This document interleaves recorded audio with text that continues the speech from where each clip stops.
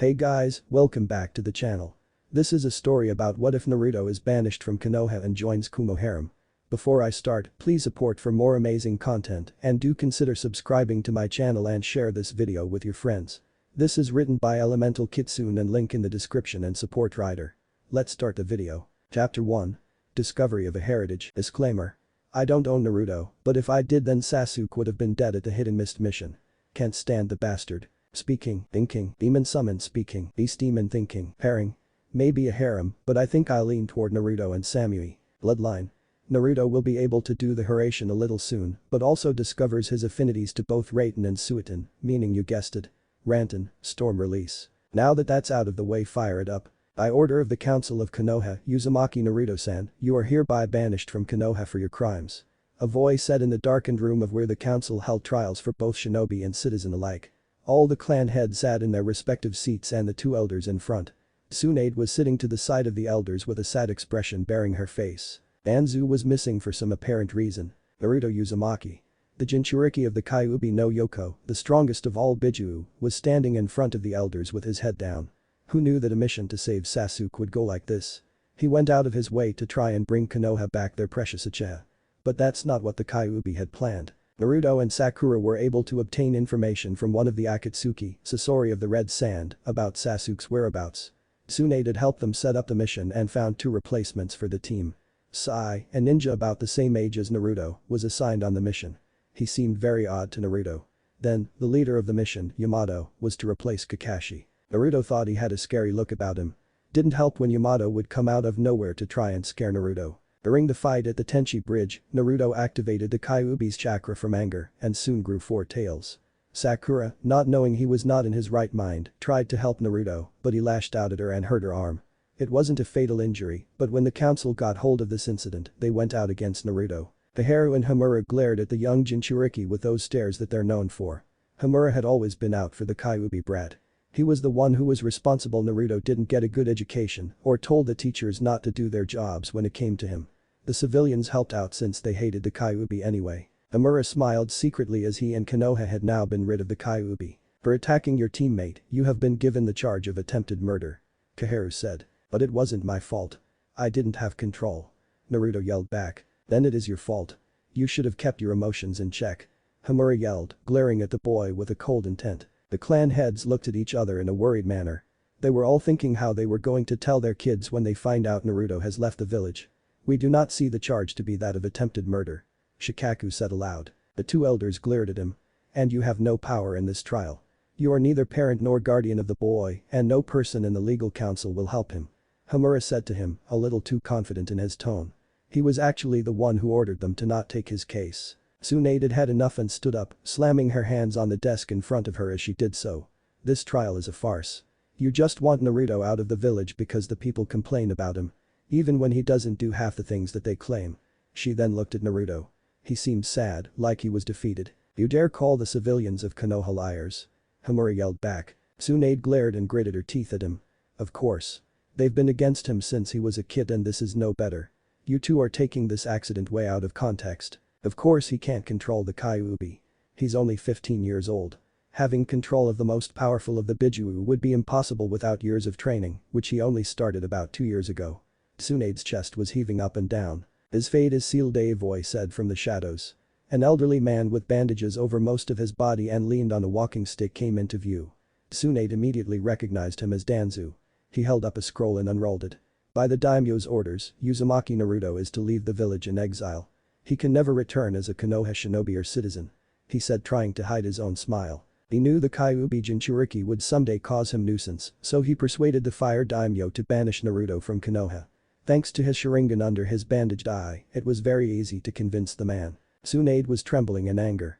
She couldn't stand this. Her grandson was going to have to leave even if it was an accident. This isn't right. She sat back down to try and make sure she didn't cry. Her fingers were rolled up into fists and she closed her eyes. None of the other council members or her, the Hokage, could do anything to help Naruto. If the daimyo's signature was genuine, then Konoha had just lost the one thing that brought her there. So that's it, huh? Naruto asked the council with an angered expression, but his eyes remained blue. After everything I've done for the village, this is what I get. His chakra began to become visible. Koharu and Homura gasped, thinking the Kyuubi was trying to break free. I've nearly died on multiple occasions for this village. No matter what anyone thinks, this is my home. I've made too strong a bond here to just let it go. I don't care what the fire daimyo wrote on some piece of crap paper. I'm not leaving." Anzu chuckled at the sight.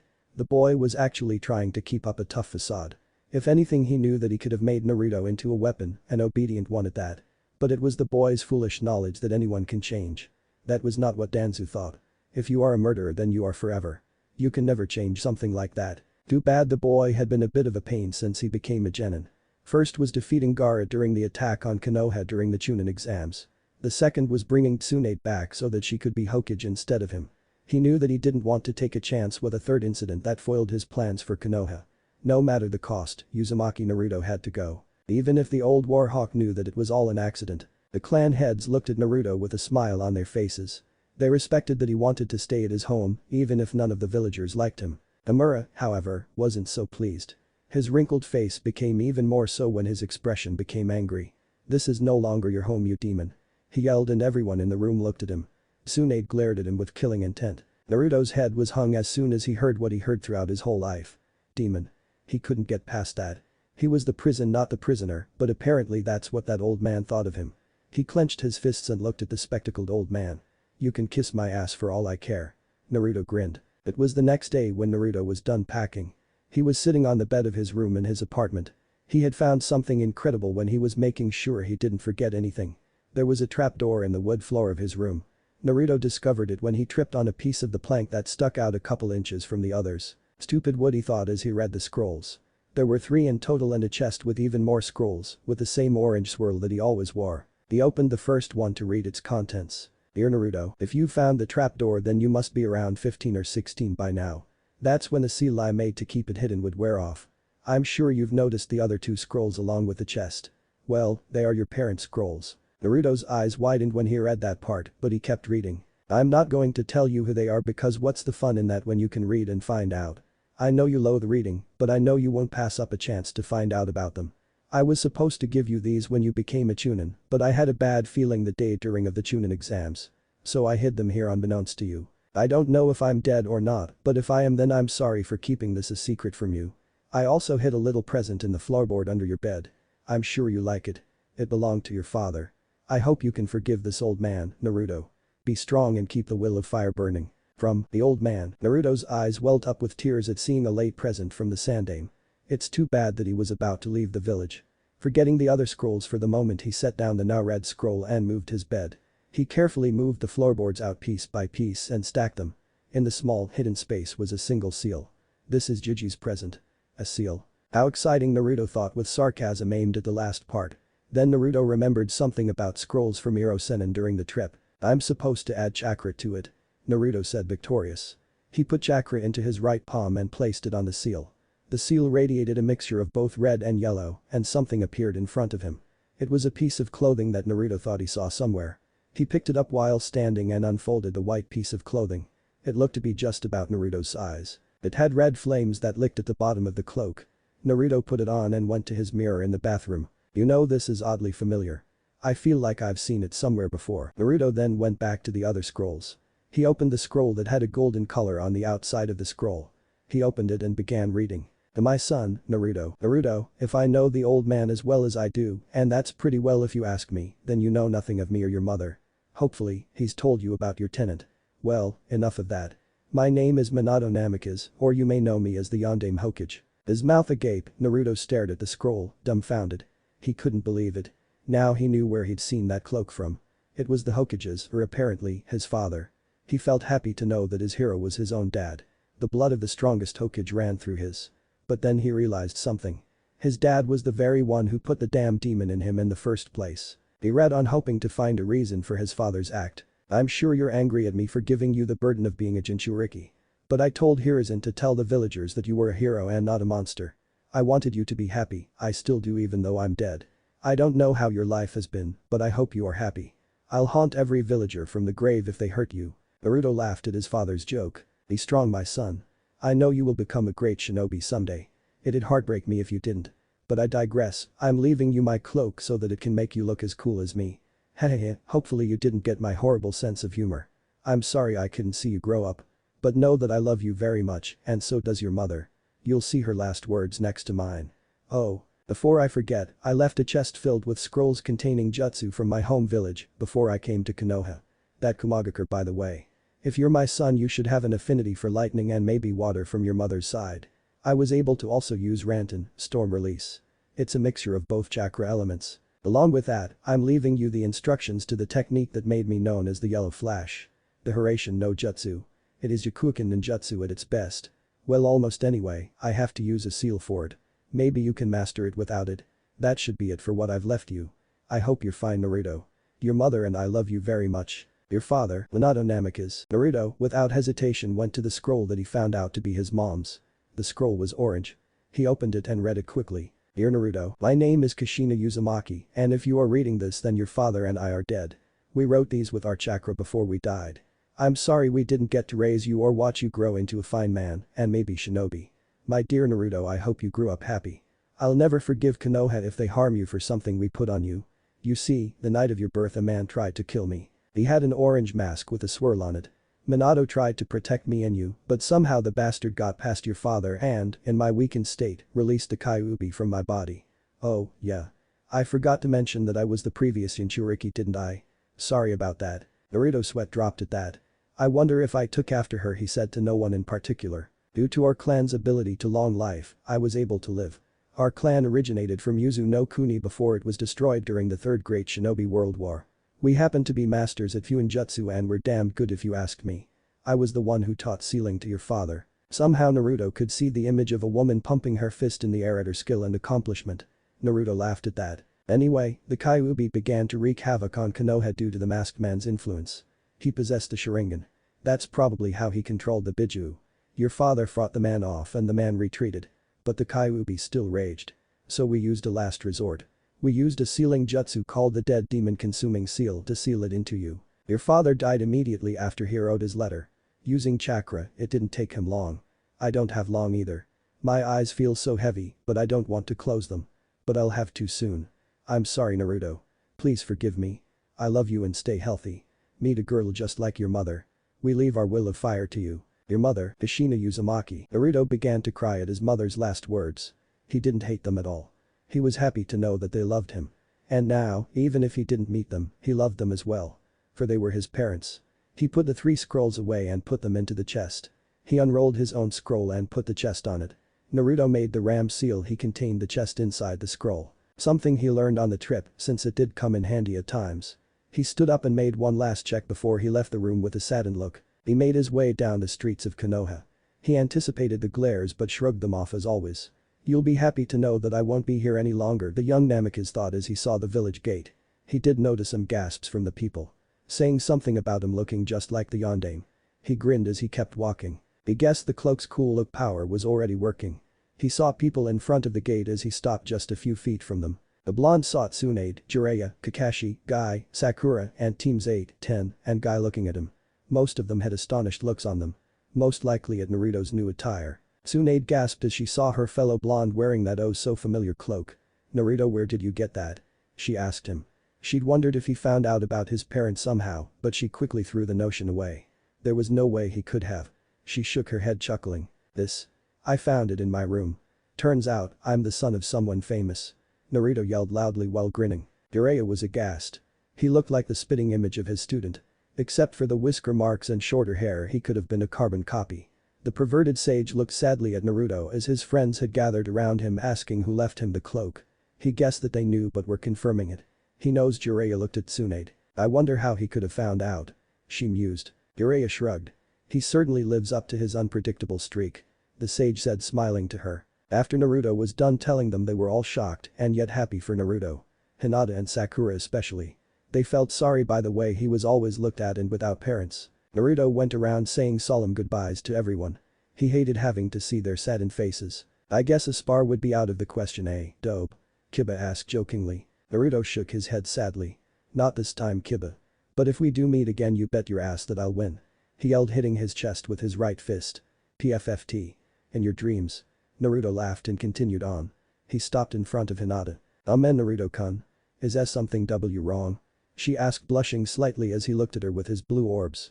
Those eyes always made her look away, for fear that she'd become lost in them and faint. Naruto suddenly hugged her, and her face went redder than Jiraiya's cloak. Naruto let go and smiled at the Hyuga heiress. I know I never show it to you, Hinata, but you're a great friend. Always there when I was a kid and crying when the villagers kept calling me demon. You're one of the reasons I didn't hate everyone in the village. Thank you, Hinata. He said, scratching his cheek and was blushing a little. And no, it was nothing. You've always been a good friend as well, Naruto-kun. She said at him, successful at not stuttering more than one word in a sentence talking to Naruto. She saw him smile back and she reciprocated with her own. It tore her heart that she'd never see the boisterous blonde or work up the courage to finally tell him her feelings. Naruto finally finished his near-tearing goodbye to Sakura. Both of them were sad, but he knew Sakura felt worse. She was now the last original member on Team 7. I'm sorry, Sakura-chan. He said to her sadly. Aka, it's not your fault. She hugged him and was now staring at Tsunade and Jiraiya. He took off his headband and handed it to Tsunade. I'm really sorry about this, Naruto. If only the council would take out those sticks in their asses. Naruto laughed at Tsunade's statement. It's not your fault, Ba-chan. Those old bags were looking for anything to kick me out. Naruto complained. He hugged her for the last time and faced Jiraiya. Don't be a stranger, Gaki. Jiraiya said, trying to ease the atmosphere, but it didn't seem to work. Tsunade hit him on the head. Oh. He grasped his head to try and soothe the pain. That's all you have to say. Tell him a real goodbye. She yelled at him and he sighed. Naruto laughed at the silver-haired pervert and got his attention again. Where are you going to go, Gaki? Suna? Jiraiya asked with a raised eyebrow, curious. Naruto shook his head. Ara's probably still recovering from having his demon sucked out of him. So they don't need me bothering them right now.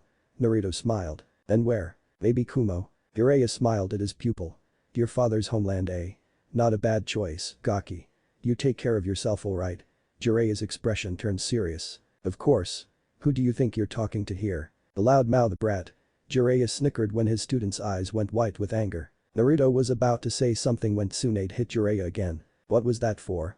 He asked. Stop messing around. It's bad enough he's banished. She yelled with tears in her eyes. Jiraiya sighed again and put his hand on Naruto's shoulder. He leveled to Naruto's eyes and smiled. Don't get yourself killed out there. Your mom would have killed me if she found out. Jiraiya laughed. Sure thing. Naruto pumped his left arm at his side. Now that Naruto was done, he exited the gate and looked at everyone. Thank you all. I'll miss you. He said to them with a sad smile. He saw Hinata crying. He didn't know she cared that much about him. He turned around and headed in the direction of Kumo. But the Shunshin, he was gone. Naruto Uzumaki was now gone and the quietness began to settle in quickly for his friends. Sakura started to cry as well. Kakashi put a hand on her shoulder to assure her, but she kept crying. Her friend was gone and she could do nothing to make him come back. Chapter 2. The Namikaze returns. Disclaimer. I sometimes hate doing these, but it just lets me come up with a way to make people laugh. Speaking of gay guys, where is Sasuke in the manga? Not that I'm complaining though. I do not own Naruto in any way because if I did then I wouldn't be writing stories on it. Hehe. Speaking, thinking, demon summon speaking, beast demon thinking, pairing. Naruto and Samui, bloodline. Naruto will be able to do the Hiraishin a little soon, but also discovers his affinities to both Raiten and Suiton, meaning you guessed it. Ranton, storm release. Hidden Akatsuki hideout. The members that were still alive were in a dark meeting room. The platforms they were standing on were made of stone and looked like fingers. The fingers were from hands of what looked like a petrified demon. It had 9 eyes and only 8 were open. This statue was where they kept the souls of the Bijuu that they've captured. The one they did capture already was the Ichibi no Shukaku. They were lucky they got that. Since then it's been tough to get any of the others without their home villages knowing. The increased security since the Shukaku's capture has made progress less than extraordinary. Leader Sama, I've got news on the Kyuubi kid. A plant-like man said in a holographic form. He looked like a humanoid Venus flytrap.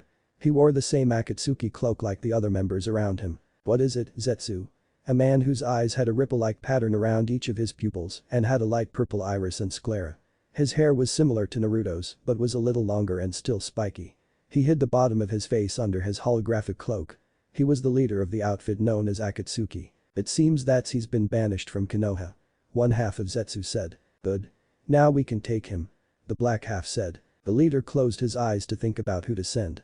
He figured Deidara and Tobi still needed work as a team, so maybe Itachi and Kisame. Itachi was very proficient in fighting the Kyuubi's container while they were extracting the Shukaku. He nodded to himself and opened his eyes, showing those same, mysterious, eyes again. Itachi and Kisame observe him for now. Is there anything else? Itachi just stood like the statue his was standing on, stoic and quiet. He had his eyes closed as if he was meditating. He was not in a holographic form like Setsu and the leader. He really had nothing against Naruto, but he had no choice but to keep following Pain until Madara said not to. And then there was his little brother, Sasuke. He still had to deal with him. I think our fight should be somewhere we've both known, but where? I need to plan every detail. Isam, on the other hand, looked excited to finally get some action. His Samahada had been itching to get some chakra from a Biju for a couple weeks now. He wondered just how much stronger the Kyuubi kid had gotten in the past 2 years since he last saw him. He chuckled to himself at the thought of defeating him. Hi, it seems that he's heading to Kumo. A masked hologram said. He adorned the cloak as well and seemed to be very dark-skinned. His name is Kakuzu. Kumo? Why the fuck would he go there? The silver-haired Haiden spoke. He was the most religious one of the group. Even though his religion involved killing people for a god named Jashin. Who knows, The blonde Deidara said. He's always been one that's unpredictable, right? Why should this be any different? Leader nodded and looked at the two he was planning on sending. Don't engage. I want to know why he was banished and, if you can, see if he's gotten stronger than before. If he has, report every detail. And watch for his friends. We don't need any more distractions. Hi. Kisame said. Let's go, Itachi-san. He formed the ram seal and they both shunshined away. The rest of you are dismissed. Find any information on the other Jinchuriki you can. We need what we can get. Leader said and his hologram disappeared. The others followed soon after. A dirt trail just nearing Kurigakure. Naruto was walking gingerly on the dirt beneath his feet. He tried not to get his new cloak dirty since it was his father's and he didn't want to ruin it on the first day. He looked up at the sky while holding his backpack straps and sighed. I wish I was never a Jinchuriki to begin with. He then stared back ahead of him and past some merchants who were on the same path. They looked like they were headed to Konoha. Walking a few kilometers ahead, he came across a fork in the road. He bent over and read the sign. 2 days to get to the land of rice fields. 3 days to get to Kiri. He went on the right path and headed to Kiri. It was the country he had to get by first on his way to Kumo. But something was sort of bothering him, like he was being followed or something. Naruto quickly turned around to see if he could catch the stalker, but to no avail. He just saw an empty dirt road in front of him. He returned to walking the path to Kiri and shrugged off the weird feeling he was having. It's just my imagination I guess. After a few hours he decided to rest. It was nighttime now and he didn't want to risk traveling at night. He set up camp to the side of the trail. He sent a clone, who quickly returned, to get some firewood and used flint to make a campfire. The blonde Jinchuriki sat in front of the fire, trying to keep warm. He let his mind wander as he gazed at the flames. He wondered if the Raikage would let him stay in Kumo or even let him become a ninja there. Even if he did become a ninja there he wondered if he'd be accepted. He'd hate to have to live in yet another village that loathed him. The blonde Jinchuriki was brought out of his musing when he heard the bush behind him rustle. He quickly got up with a kunai drawn in his right hand. Who's there? For the next few minutes he heard nothing. But he wasn't one to just let things go. Then a rabbit jumped out of the bushes and ran across him to the other side of the trail and disappearing as it dived into the greenery. He smiled and shook his head. He put his kunai away and sat back down in front of the fire. He sighed happily and heated a cup of instant ramen. Within minutes it was ready and he put the cup to his nose and smelled it. I did Akamasu. That was cut short when a kunai went to his throat. Ninja should never let their guard down. Naruto froze. Was the rabbit a distraction? Or was the assailant lucky to have rabbit running around at this hour? The blonde Namikaze quickly forgot about the rabbit and focused on more pressing matters. Who are you? Naruto asked. That is none of your concern, demon trash. Naruto's blood began to boil. He hated being called something he was not. And this guy was going to learn that the hard way. Die. The assassin plunged his knife into Naruto's throat and watched him bleed. He smiled beneath his mask. He threw the body to the ground and it popped into white smoke. What? Naruto had used a kawarimi to escape just before he was killed. He replaced himself with a clone he secretly created when the assassin got him. Naruto may not be book smart, but in a fight he can be a certifiable genius. The assassin smirked beneath his mask. He's not that bad after all. He got out another kunai and waited for his foe's move. He was looking around slowly and keeping his senses sharp. Meanwhile, our lovable blonde was watching the man from the trees near the trail. He noticed the man was wearing an Anbu mask but didn't recognize the animal. What's even more confusing, these guys answered to Bachan. She wouldn't send one out to kill me, so either he's working by himself or someone else is pulling his strings. Page Bunshin no Jutsu. Naruto yelled, putting his fingers in a cross form. Soon the clone surrounded the masked assailant. The man laughed. I heard about your extraordinary chakra reserves, but this is incredible. You might just be a challenge for me. He got into a fighting stance. The clones charged and dogpiled him. They stayed like that for a while until each one started to disappear. One by one they were all gone, and the man stood in a cloud of smoke made from the cage bunchen. He began searching for the real one. His eyes widened and suddenly looked up. Naruto was free falling down at him with a Rasengan in his hand. The clone that made the Rasengan grabbed Naruto's arm and threw him towards the man, gaining an incredible momentum. Rasengan. The jutsu crashed into the land as the assassin dodged by jumping away. Naruto stood in a small crater in a ready stance, anticipating any attack. Doten. Ganshu Uso. Naruto felt the earth beneath him begin to rumble.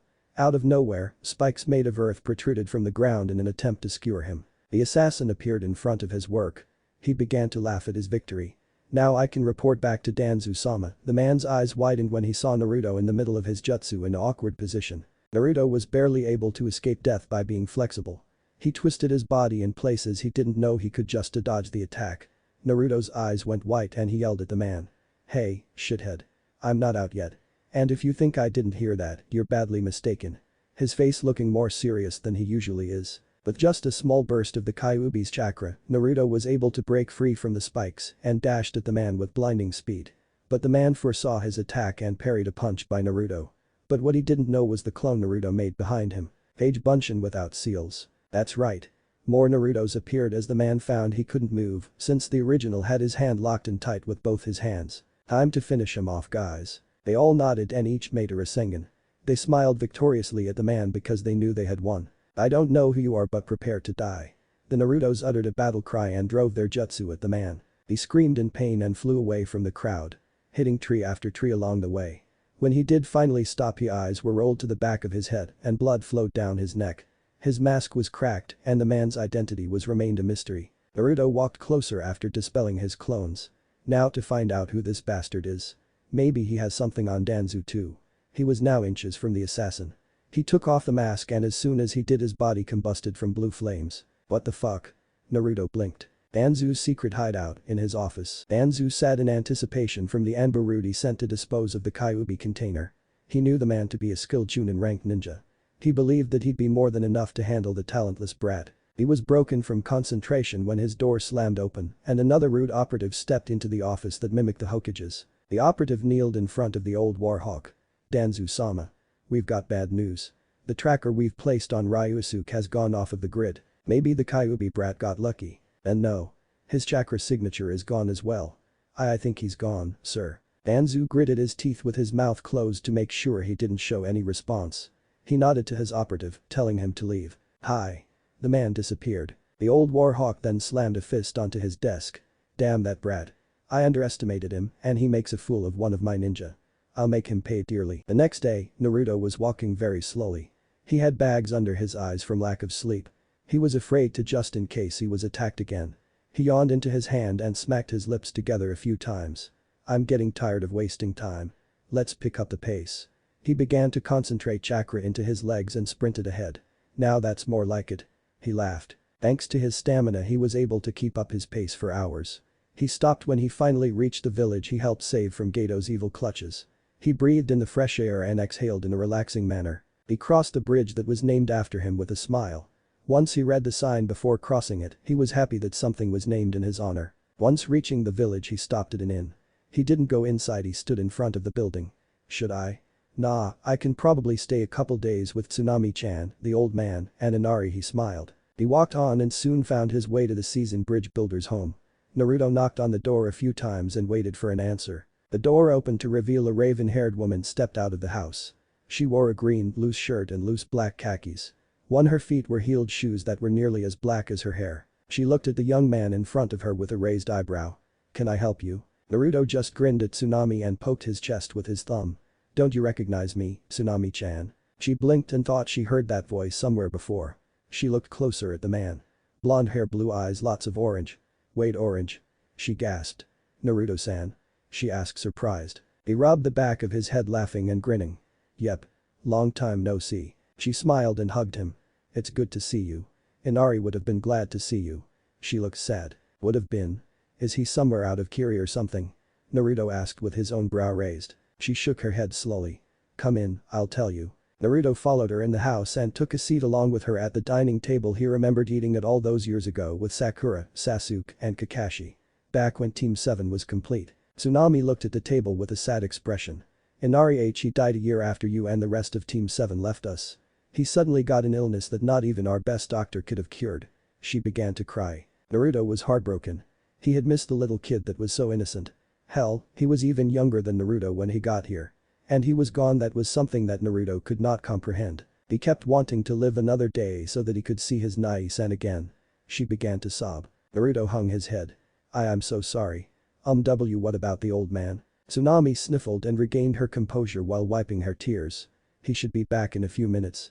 He just had to do some business. She said, trying to sound not so sad. But she couldn't help it. Inari was her son after all. He had left besides her father and he won't be around forever. She missed the boy that would play with her and make her laugh. She couldn't help it now. She could only let time heal her deep wound. Naruto sighed in relief. That's good. I'm really sorry about Inari, Tsunami-chan. He said with sadness in his voice. In the short time he was there, the kid had grown on him. He did feel like an older brother to the little guy. Inari was the closest thing Naruto had to a little brother at that. It's okay. You didn't know. He would have been happy that you came. Now, why are you here in our little village? And where's your headband? She asked, changing the subject on purpose. Naruto sighed and looked at her. Let's start from the beginning. After explaining the whole thing to her, she offered Naruto a room and he tried to refuse, but she wouldn't take no for an answer. So the blonde Namikaze stayed in the village for around 3 days before he left. He got to meet a lot of the villagers and saw the old bridge builder again. They were happy to see each other.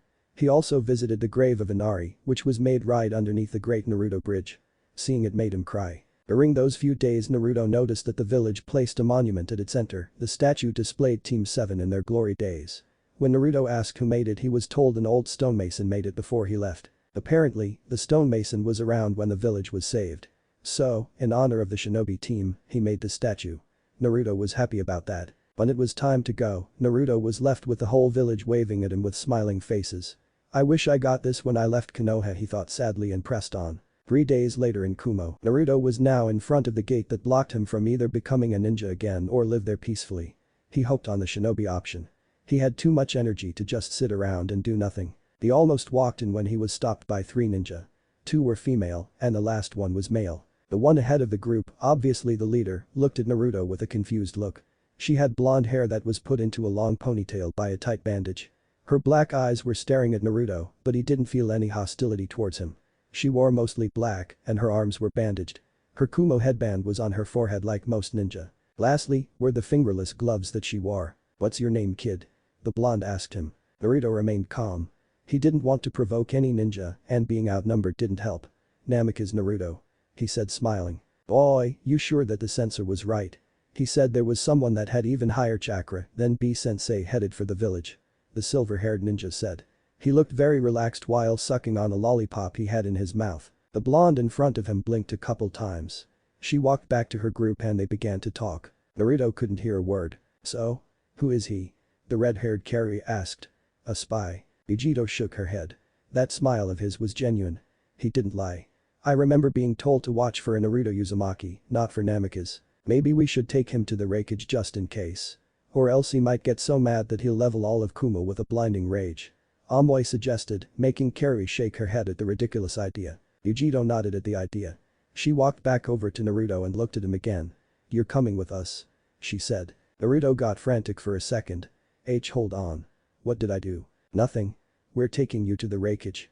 She replied casually. Naruto sighed in relief and wiped some sweat off of his forehead. Then he smiled at Vegito. That's great. I was going to see him anyway. She gestured for him to follow and they walked slowly through the village. Naruto quickly obliged in excitement. This might have been his only chance to live in peace. While he walked, he saw people looking at him and whispering some things. But the looks he got weren't of hate and malice, they were of curiosity and question. He saw a few old people bow at him and that made him blush in embarrassment.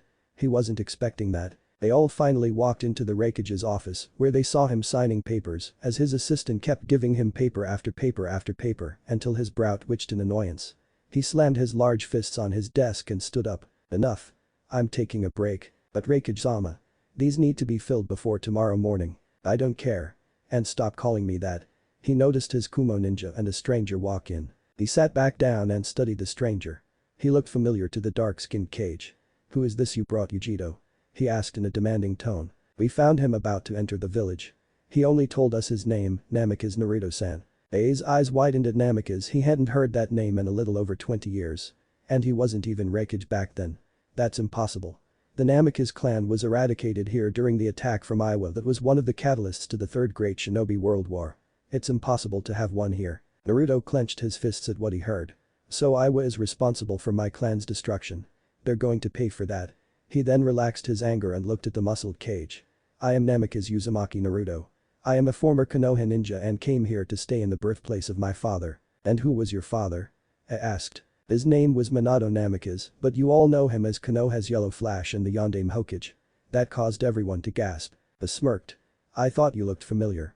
I forgot that there was a kid that was sent off by the clan to help relations with Konoha."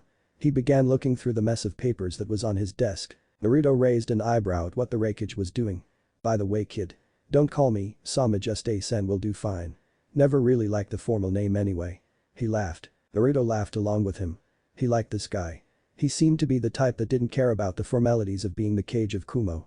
Naruto figured all the Cages were supposed to have a diplomatic disposition. Tsunade wasn't really like that, but she did like being called Sama all the time. "Aha. Here it is." I said, holding a paper with the Konoha leaf symbol on it. Here he read the letter from his fellow village leader. "To the Raikage, I am Tsunade, the Hokage of Konoha. This letter is to inform you that due to recent conditions, one of our shinobi, Uzumaki Naruto, will be heading to your village. He was banished by our council for a tenant problem. This was not my decision but that of the fire daimyos.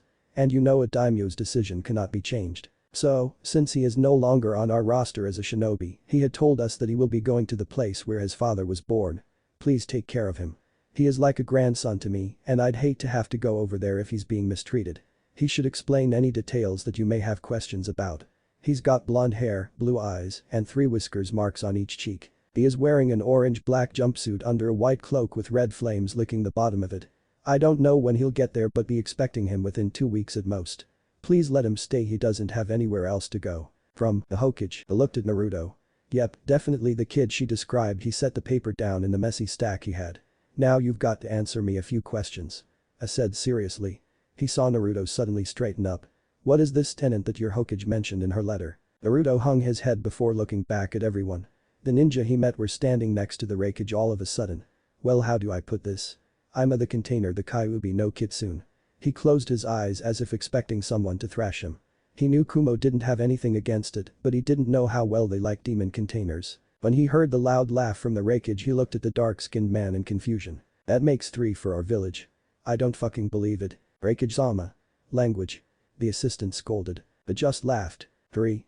Naruto wondered. What was the Raikage talking about? "So I guess we have something in common, Naruto-san," Yujito said to him, smiling. She didn't know that she'd meet the container of the most powerful demon in shinobi history. But now it got her interested into the younger blonde. "So you're Naruto," said to her. Yujito nodded. "I am the container of the Nibi no Bakineko, Yujito Nai. Good to meet you," she said happily. "You'll meet our other Jinchuriki soon enough. But when you do, be careful. He can be a little hyperactive," I said to Naruto, trying to describe his brother. Naruto just laughed and rubbed his nose. "I'm a pretty hyperactive guy too. I'll be fine." The others just sweat dropped at that statement. They wondered if another hyperactive container would cause them more trouble than he's worth. Now that that is over with. "What rank were you in Konoha?" Naruto hung his head again. "Genin," he said in a low tone. "Really?" Yujito yelled, surprised. Naruto nodded. "I failed the first Chunin exam I took and I was out of the village on a training trip with my sensei for 2 years, so I stayed at Genin," he explained. I thought about this for a few minutes. He could tell the boy was at least at high Chunin level or low Jonin, but should he make the kid a Chunin or a Genin? He rubbed the bridge of his nose in frustration. He finally sighed and shrugged. He was going to give him the test. "Alright, Naruto. Here in Kumo we have a test. I want you to fight against one of my Chunin and see how well you do. Winning or losing won't matter. I want to see how well your ability is. Deal?" Naruto grinned. "You got it. I'll make Chunin for sure." That made Ace smile. The boy was confident. That was a good trait sometimes. He hoped Naruto wasn't the overconfident type, but Ace didn't think he was. Yujito thought the possible new shinobi was amusing. He had a spark to him that was different from B. Maybe it was because he didn't rap. "I'm sure you'll be living in your clan's estate, so I'll have these 3 show you to it. But can you please do something about those clothes while you're about?" I asked, pointing at the jumpsuit. Naruto looked at his clothes. What's wrong with them? He blinked. They practically scream here I am. Come kill me. Carrie said abruptly. The statement made the Raikage laugh. Naruto hung his head. Alright. I guess it's something I'll have to deal with if I'm living here. He sighed and straightened up. Let's go shopping. He yelled a little too excited. Boy. Wait up. Amoy yelled trying to catch up. Perry and Yujito stayed behind. Carrie sighed. Yujito. Give him this. I'm sure he'll need it. I said and handed her an envelope. She smiled and nodded. They left to catch up with the boys. Do you think that I made a good decision, Haruna-san? Asked his assistant. She only smiled at him. I think he may be useful to Kumo. He doesn't seem the type to betray the village he belongs to.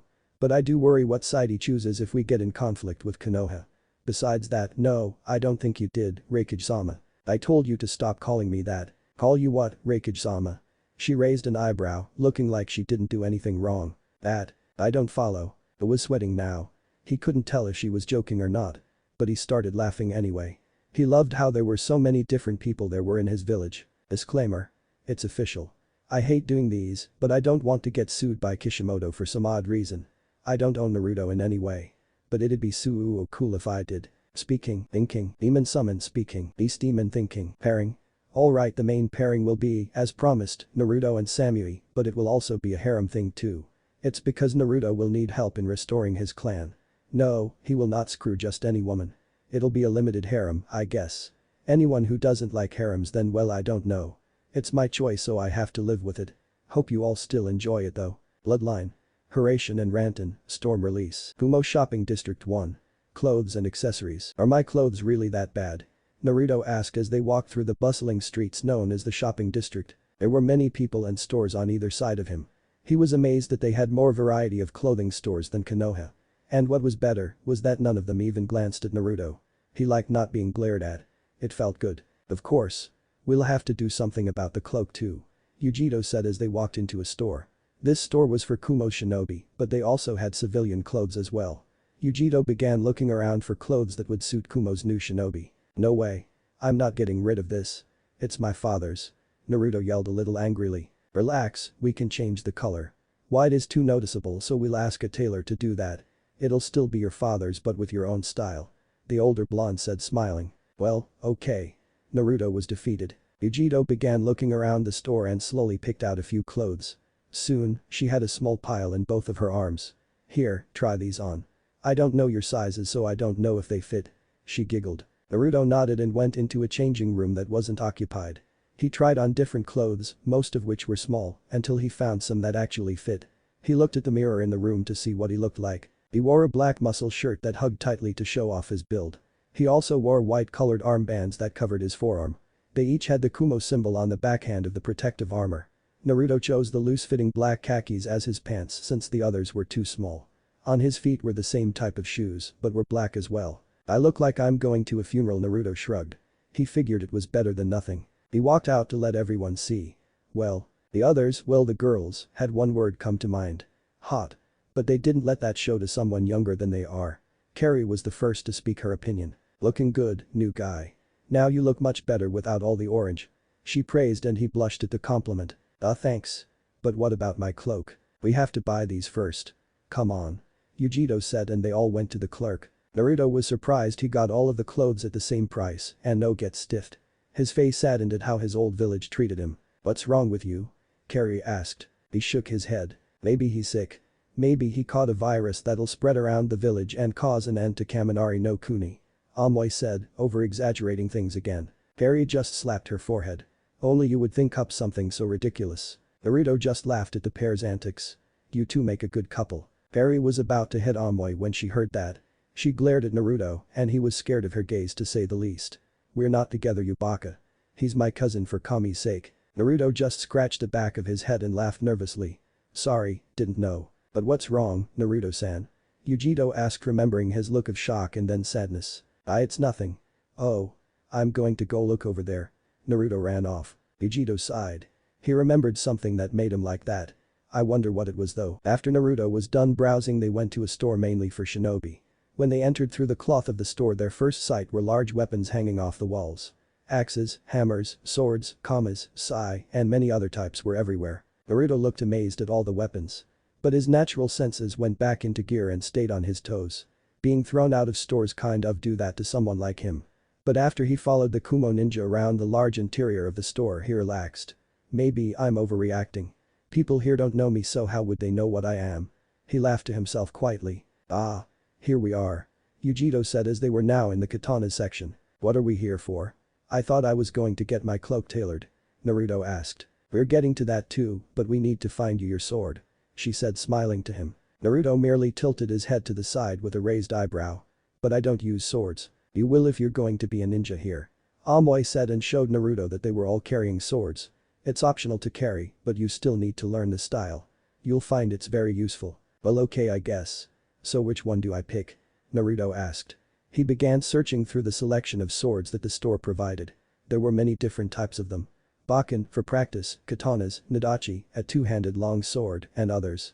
If you have a question about any, just look them up on Wikipedia. It shows a picture for the sword so you know what it looks like. Naruto stopped in front of one of the katana swords. This one seems different, he thought as he looked at it in his glass case. The blade was black but still looked durable and deadly. The handle was a dark red with the tip a shining gold. When he looked closer, he saw that the blade had kanji written on it. He couldn't tell if it was a seal or not. It's kind of hard to read on black. Looks like you found one. Yujito said and he nodded dumbly as she walked up to him. Carrie and Amoy were looking at possible replacements. She saw the sword he was looking at and was surprised at his pick. That belongs to one of the Namikaze elders. He was said to have been a very proficient kenjutsu master. Yeah, but I don't think I can afford it. I'm using reserves right now. Naruto laughed, scratching the back of his head.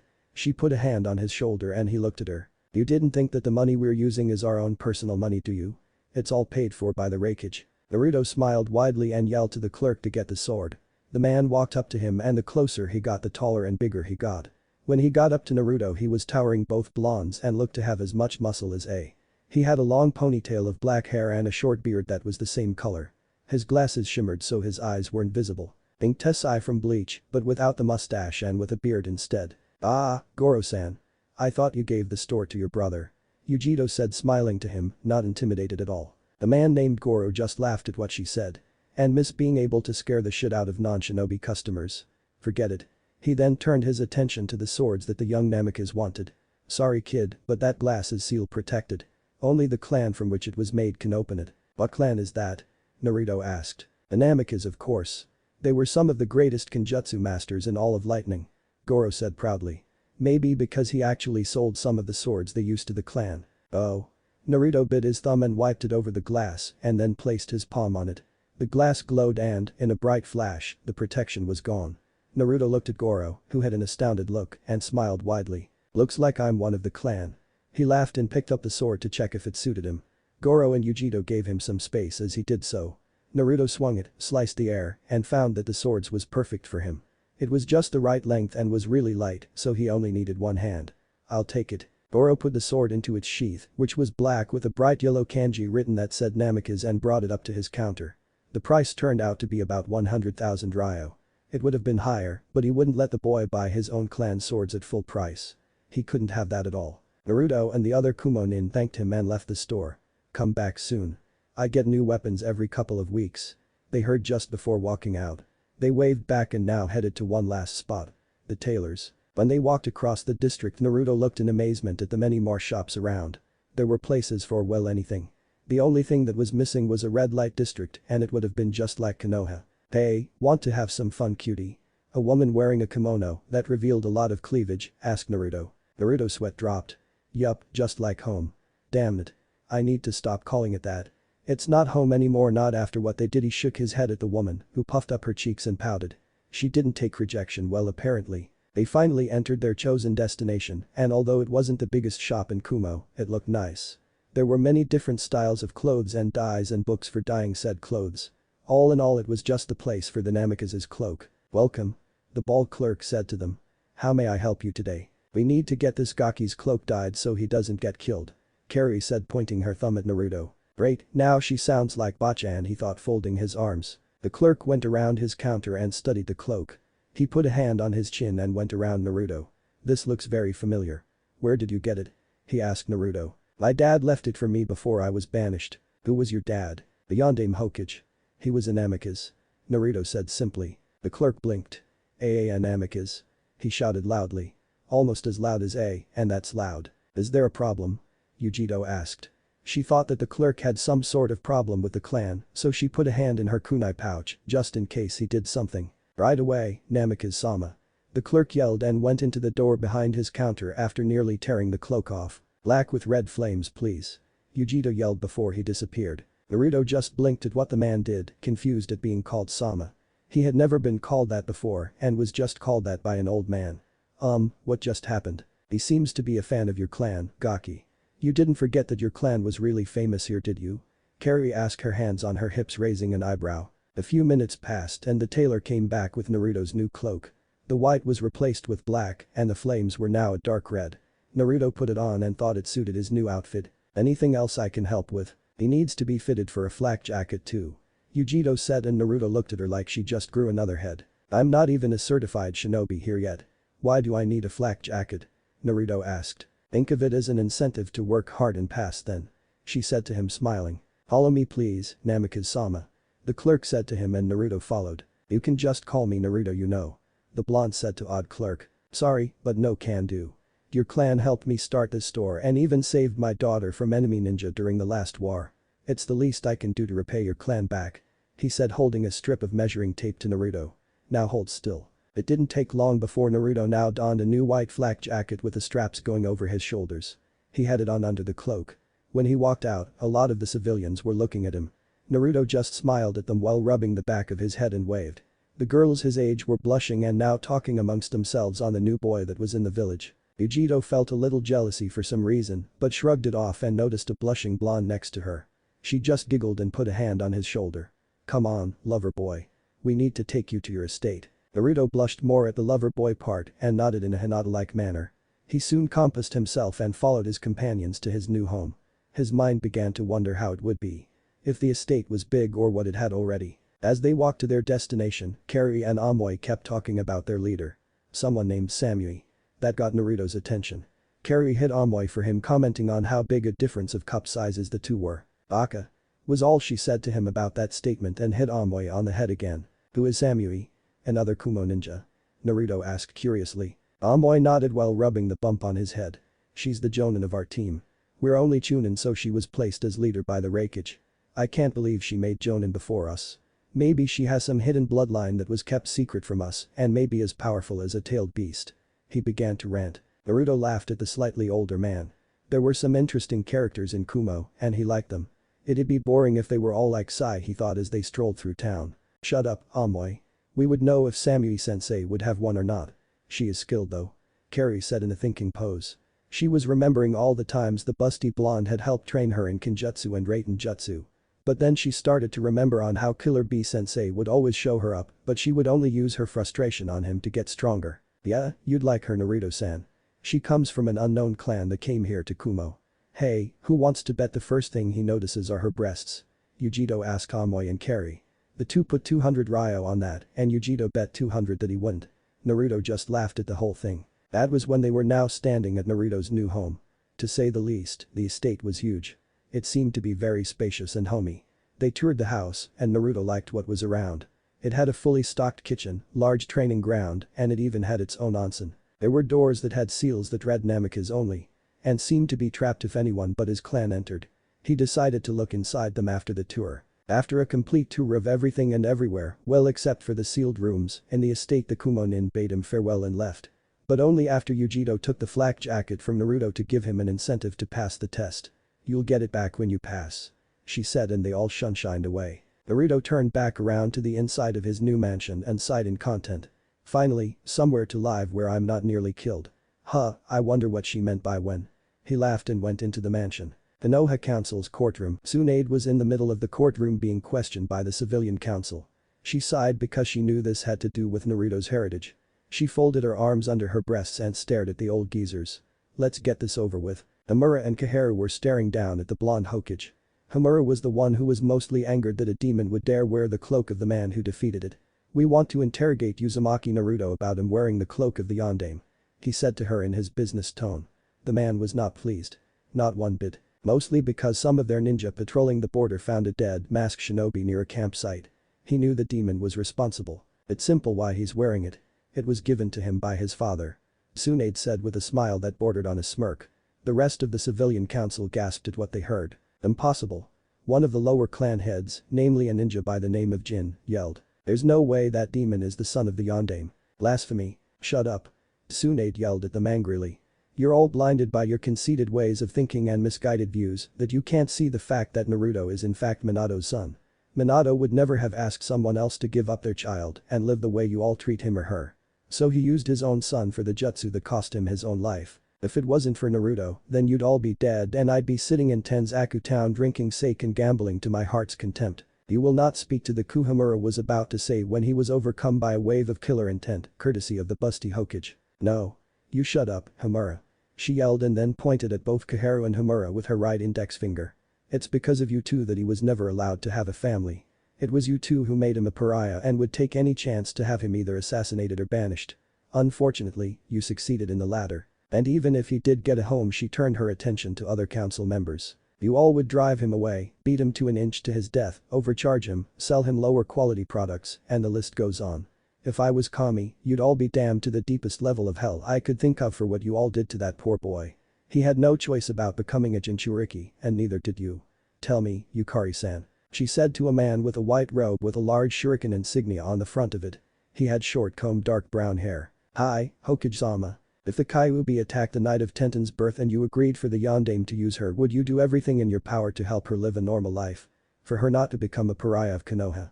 She asked in a serious expression. Why yes. I would never allow that. She's my daughter. Then why should Naruto be any different? Because he was cursed to have the Kyuubi in him. You should all know by now that he could not control the beast when Sakura got hurt and when he came back to the village, what was he like? The Hokage asked as she scanned the faces of the council members. That doesn't matter. That demon deserved what he got. And I say that if he truly is of Namika's blood, then all of his belongings should go to the village, namely the Uchiha when he gets back. A white-haired man yelled. This man's name is Hikito, a very profound demon hater. Come back. You honestly expect him to come back after all this time? He went to Orochimaru. No one leaves when they join that snake. Tsunade said with gloom in her voice. Then it should still go to the village. Hamura yelled. Then all you'll get is an empty apartment and some instant ramen. Tsunade laughed. The mansion the Yondaime used to live in along with his wife is locked by blood and he's not here to open it. Why is that? Oh right. You banished him. Now see here, what right do you have to keep the place locked up? The ninja Jin asked. What right do any of you have to take it away? You know what, I'm tired and I don't have time for any more of this bullshit. Here is Naruto's birth certificate and who his parents were. If any of you need me, I'll be in my office drinking sake. And with that the blonde Sannin left the council chambers. That bitch. She thinks that just cause what she says is true that I'll go ahead and change my mind. Not even close. If he returns, his throat will meet the end of my blade. Then I'll be renowned as a hero in Konoha. Jin thought and chuckled to himself evilly. Amura was having a hard time with Tsunade. He clenched his fists under his seat so not to show his anger. But he quickly calmed down. Just wait until Danzu's plan takes effect, you demon-loving whore. Then you'll not be a problem in Konoha's new regime where I am a trusted advisor and Danzu reigns supreme. Meanwhile Orochimaru's hideout. You seem to be doing well, Sasuke-kun. Orochimaru said as they had just finished fighting each other for his training. They both stood in the darkness of the training room. They could barely even see each other. But they could sense each other's presence. HN. The raven-haired Avenger grunted and got out of his fighting stance. He heard Orochimaru coughing as the snake slithered away for an unknown reason. Now that he was alone, he began planning on strategies he could use against Itachi, his traitorous older brother. But no matter how many times he came up with something, he found that Itachi would counter it with his Manjikyu. The only way to be equal to him would be to get the next stage of his own Sharingan. But to do that he would have to kill Naruto. And that would mean having to go back to the village he no longer cared for. Sasuke was brought out of his reverie when Kabuto and Orochimaru came back. The snake looked even paler than usual, if that was possible. Sasuke just crossed his arms and waited for what they had to say. It seems we've discovered something quite interesting, Sasuke-san. The four-eyed medic nin said. Your old friend, Naruto, was banished from Konoha a couple of weeks ago. But now here is Ides in Kumo. Sasuke smirked at that. He had nothing against Kumo, so that would mean it was the perfect chance for him to try and kill Naruto to get the Manjikyu and get even more powerful. Something you want to tell us? Kabuto asked, fixing his glasses. I wish to go to Kumo. Sasuke said in monotone. And why is that? Orochimaru asked with curiosity. Because that is where Naruto is. I need to kill him to get stronger. The snake's mouth grew into an eerie grin that would give a chill to anyone else's spine. He knew his new vessel would be even more powerful if he had the Manjikyu. Very well, Sasuke-kun. We'll leave in a week. Why are you making me wait? Sasuke asked with anger. It takes time to go into a country with as much military forces as Konoha. We need to be prepared for anything. Orochimaru said and he disappeared into darkness. Sasuke was left alone since Kabuto had gone too. He went to his room and sat on the edge of his bed and thought how much stronger the blonde might have gotten. But then he just smirked confidently. It's just the dope. It'll be easy to kill him. 3 days later, Resident District. Naruto sneezed. Someone must be talking about me, he thought as he rubbed the bridge between his nostrils. He was walking around the village to get a feel for it and know the layout. The people were very nice to him as well, which was a bonus.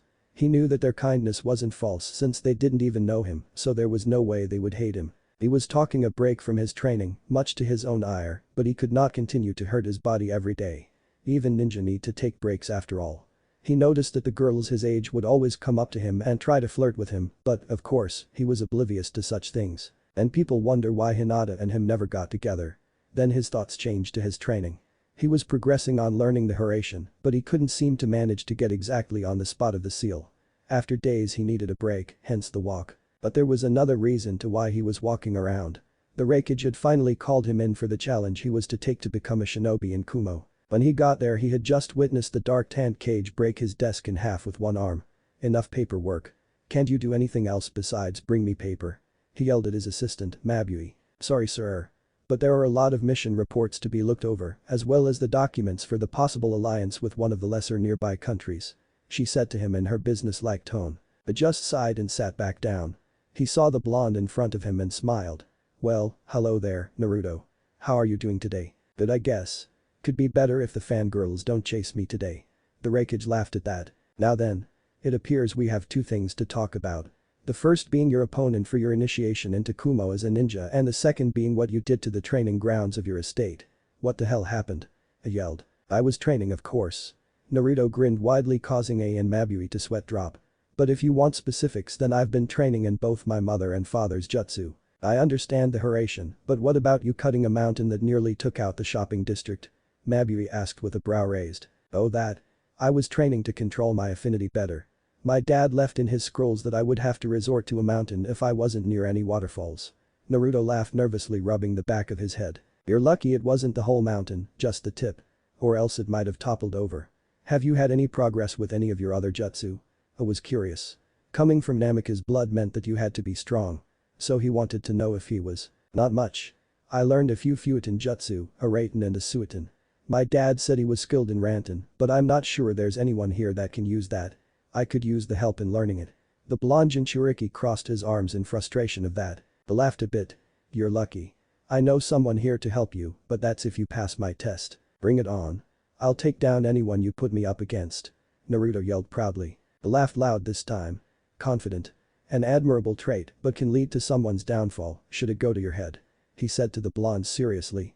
I have decided that your opponent will be. Just then the door opened to reveal a bald man in sports sunglasses. His headband had a white cloth where he wore around his forehead. He had on a black shirt with a one-strap Kumo flak jacket over it. His pants were a dark gray that nearly bordered on black. He wore regular shinobi sandals. Ah, Jay.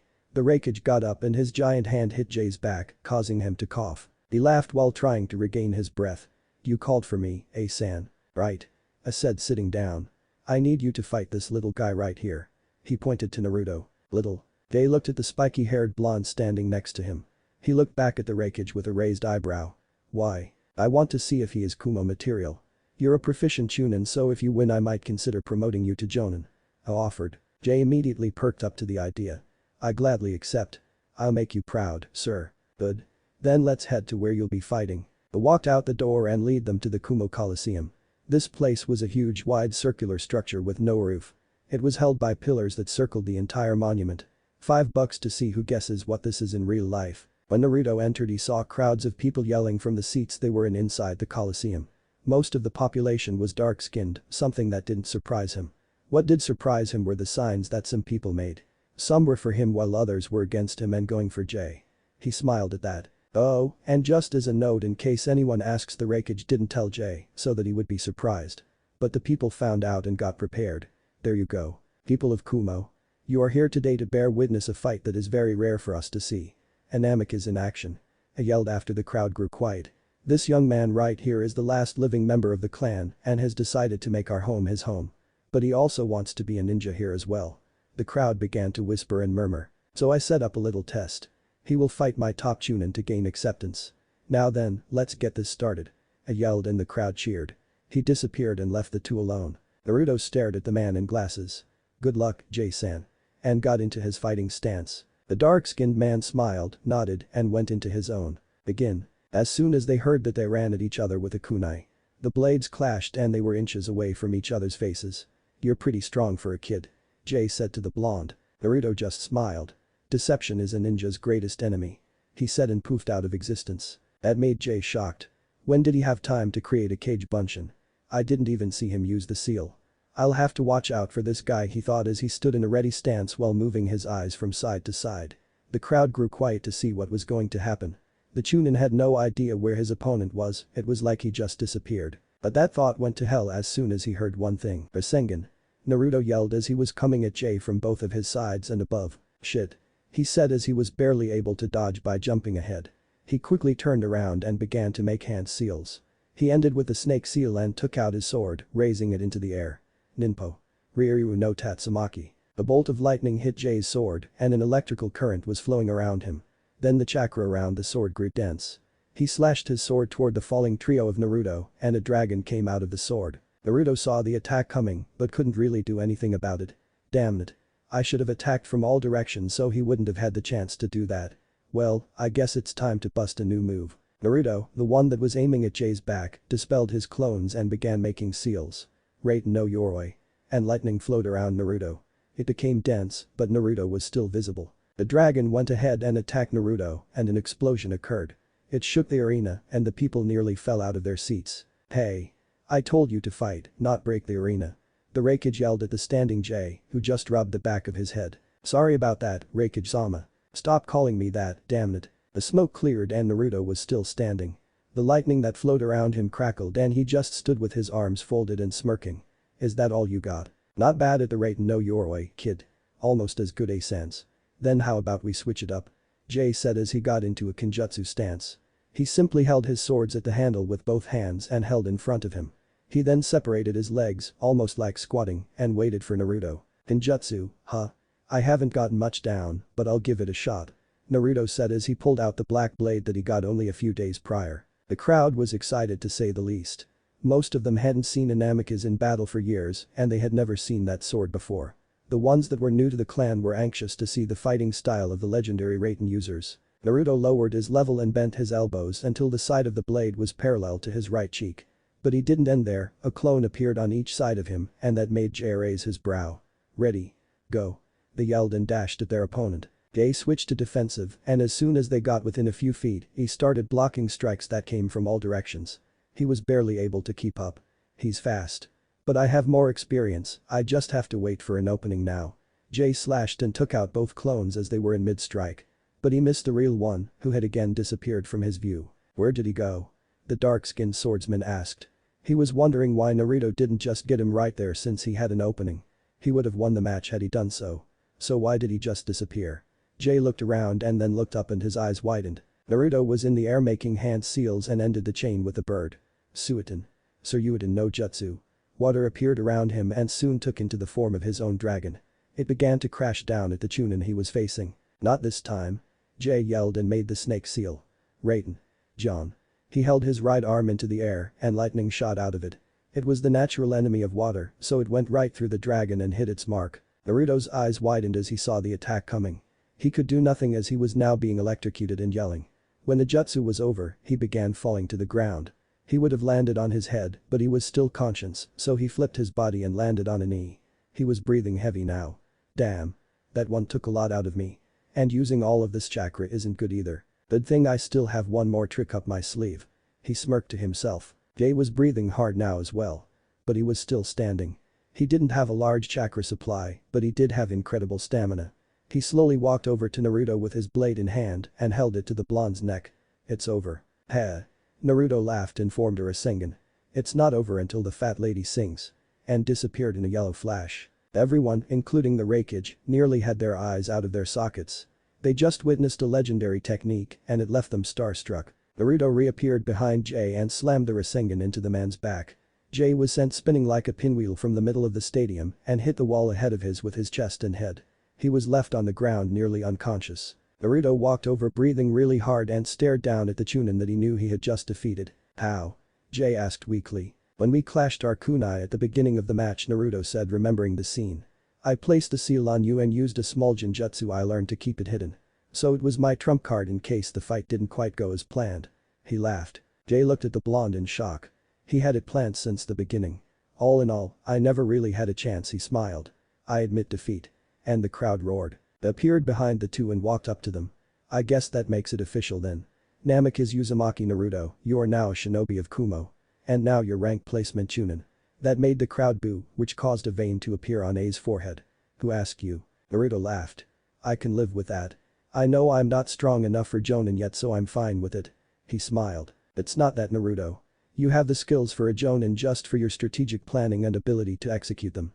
But I want you to get experience first. And when you can put on a good match against my brother, you can have that rank. Hell, I might make you my successor if you're able to do that. I joked. But, of course, Naruto didn't take it as a joke. He now had a determined look on his face and stared at the Raikage. Then that's what I'll do. If I can't make Hokage anymore, then I guess I'll have to go for Raikage, right? He smirked. He put his blade back and saw the expression of the Raikage, who was sweat dropping. What? Let's just go and get your paperwork done. Medic. Take care of Jay over here. I yelled and walked away with Naruto. Mountain range near the stadium. What is the status of the Kyuubi's Jinchuriki? Itachi heard in his head from the leader, Pain. He and Kisame were observing the match that was between Naruto and a dark-skinned man. He's officially a ninja in Kumo. What are your orders, leader? Itachi asked with his monotone voice. Capture him. The order confirmed. Sorry about the really long delay, guys. But school caught up and so did sports. Then I got lazy during, so I didn't have much writing time. But I hope a chapter is good to you guys. Just tell me if it sucked or not so I could improve on the next chapter. And just to let anyone know I had the cloak tailored white and said the color was noticeable, but it's Naruto we're talking about. Yujito needed a good reason to get him to change. And I kept the flak jacket white because it's Kumo's color. I'm not changing that. So yeah, will Naruto be captured? Will he ever learn how to do the Haraishin from a distance instead of point blank? Will Sasuke ever stop being gay? Find out on the next Dragon Ball Z. Oops, I mean Namek is of Lightning. Thanks for reading. Disclaimer. If I owned the manga, I would most undoubtedly have Naruto much more powerful than he was supposed to be. I mean, he's the hero, right? Isn't he supposed to be Kikis? Speaking, thinking, demon summon speaking, beast demon thinking, pairing. Naruto Samui plus harem, bloodline. Haraishin and Ranton, storm release. Naruto and the Raikage were now back at the mansion and the dark-skinned man was sitting behind his desk. Naruto stood in front of him with a victorious look. Smiled at seeing the boy have a moment of victory, showing that he probably didn't have much of it. Well, that was a great fight, Naruto. Who knew you could take out one of my top Chunin here? Sign this. I told him and slid a paper towards Naruto. What is it? It's the document stating your instatement into the Kumo Shinobi Force. It's all just formalities that we have to do because of our council. I said to him and Naruto nodded and then he signed. The Kage picked up the paper and looked at the signature and smiled. He threw him a Kumo headband with a black cloth and saw the boy put it on. Welcome to our ninja world, Naruto. I'm sure you'll be a great asset to us. Now then, I would like to discuss your training. Naruto looked sheepish for a second. What exactly happened when you decided to try and cut a mountain? I yelled. Raikage-sama. Keep your voice down or you'll break the windows.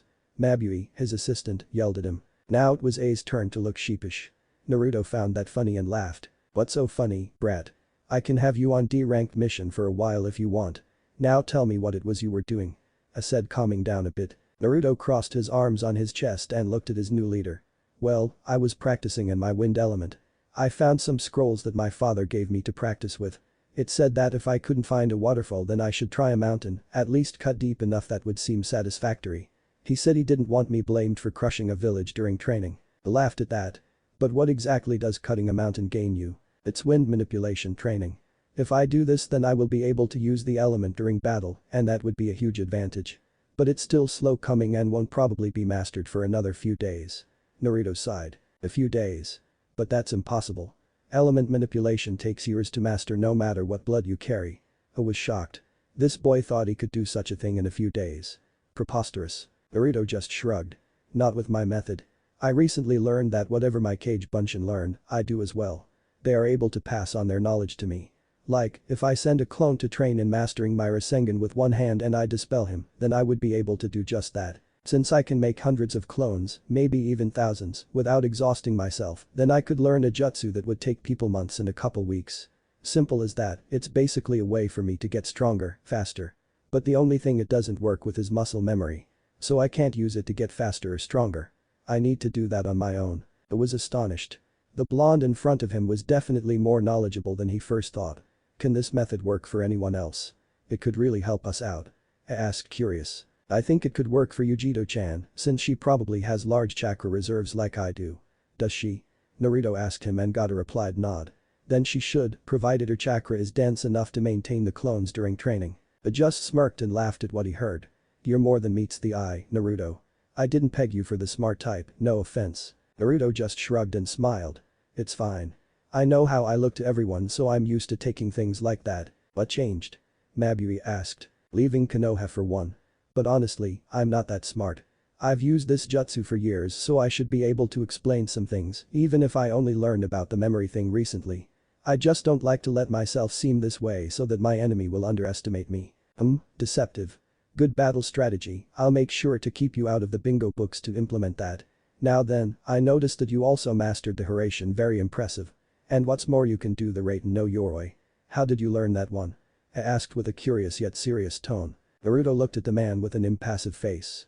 He didn't want to let the man think that he somehow obtained it through illegal means. He didn't actually. Well, first off with the Harem, I kind of got lucky. That caused Mabui and A to fall on their heads all of a sudden. He got back into his chair and looked at the blonde Jinchuriki with a shocked face. You don't get lucky with jutsu like that, kid. How did you use it? He asked. I've actually been practicing it since I left from Konoha. I used Kage Bunshin to train while I was either taking a break or sleeping. I even fought some guy that attacked me one night while they trained. Thank Kami I have large chakra reserves.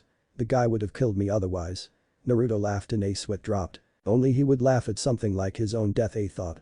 Continue. The scroll said that it took him about 4 years to create it and another half year to master it.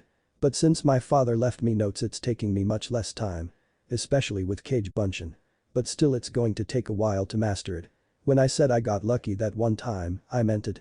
Jay was at a short distance and didn't have to go very far. If I was any further, well, I don't want to talk about it. I stared at the young Namikaze and smirked. Alright. Then how about the Raten no Yoroi? That jutsu was personally created by me and I don't remember teaching anyone that jutsu. Not sure. Naruto shrugged. It was in the scroll and it said it was perfect practice for lightning manipulation. But, like the Harem, it's not mastered yet either. It can only withstand one hit before it dissolves. I don't think my dad stole it from you or anything though. That was when A's eyes perked up. He remembered giving some notes to the Namikaze a few months before the eradication on that very jutsu. That Minato guy must be some kind of genius to get the Raten no Yoroi to such a level on notes alone. The Kage looked back at Naruto again and smiled. Alright, I believe you. I forgot I gave a scroll to your clan before they were eradicated. The ending made Naruto cringe. Now then, onto other things. You remember when I told you about someone who knew about Ranten, correct? Naruto nodded. Yeah, he could really help me out with this. I want to be stronger than my dad and be the strongest ninja I can be. He grinned widely. I nodded. Derry. Get your ass in here. That earned him a smack to the back of his head by Mabui. The Kage just mumbled something about her as the door opened. That was when a silver-haired, dark-skinned man walked in. He had a lazed look on his face and wore a high-collared sleeveless uniform, loose-fitting pants, and one strap over one shoulder flak jacket of a Kumagakure Jonin. Naruto couldn't see them, but the man also had a tattoo on each shoulder. Hey, you called? The man asked with a very dull tone. I smiled. Hi, I have someone here who may have what it takes to learn Ranten. You think you'd be able to train him? Barry looked at the blonde with the eyebrow of his visible eye raised. You're the kid from that fight against Jay. You did pretty well considering he's a top chunin. Hey, you look familiar, have we met? He asked. Naruto shook his head. I don't think so. This is the first time I've been in Kumo in my life. And I don't think I fought you either. He's from the Namikaze clan, Derry. I interrupted. He's the last living member, didn't you hear me yell that? Derry shrugged. Not really, I thought the whole talking part was dull. He got a tick on his forehead while Mabui giggled and Naruto laughed. But the whole clan thing changes things. I'll train you if you want, I owe your clan that much for what they did for me. The silver-haired Jonin said. What did they do? Naruto gave a look of curiosity. Eri was taken in as a child by the clan and became a protector of the Namikas. Those tattoos he has were created by them to allow him to use the Rantan bloodline and also shows that he has inherited the abilities of the Sandame Raikage, the user of Black Lightning. You have your work cut out for you, Naruto explained. I'll meet you at your training grounds at 5 in the morning tomorrow. If you don't show up I won't train you.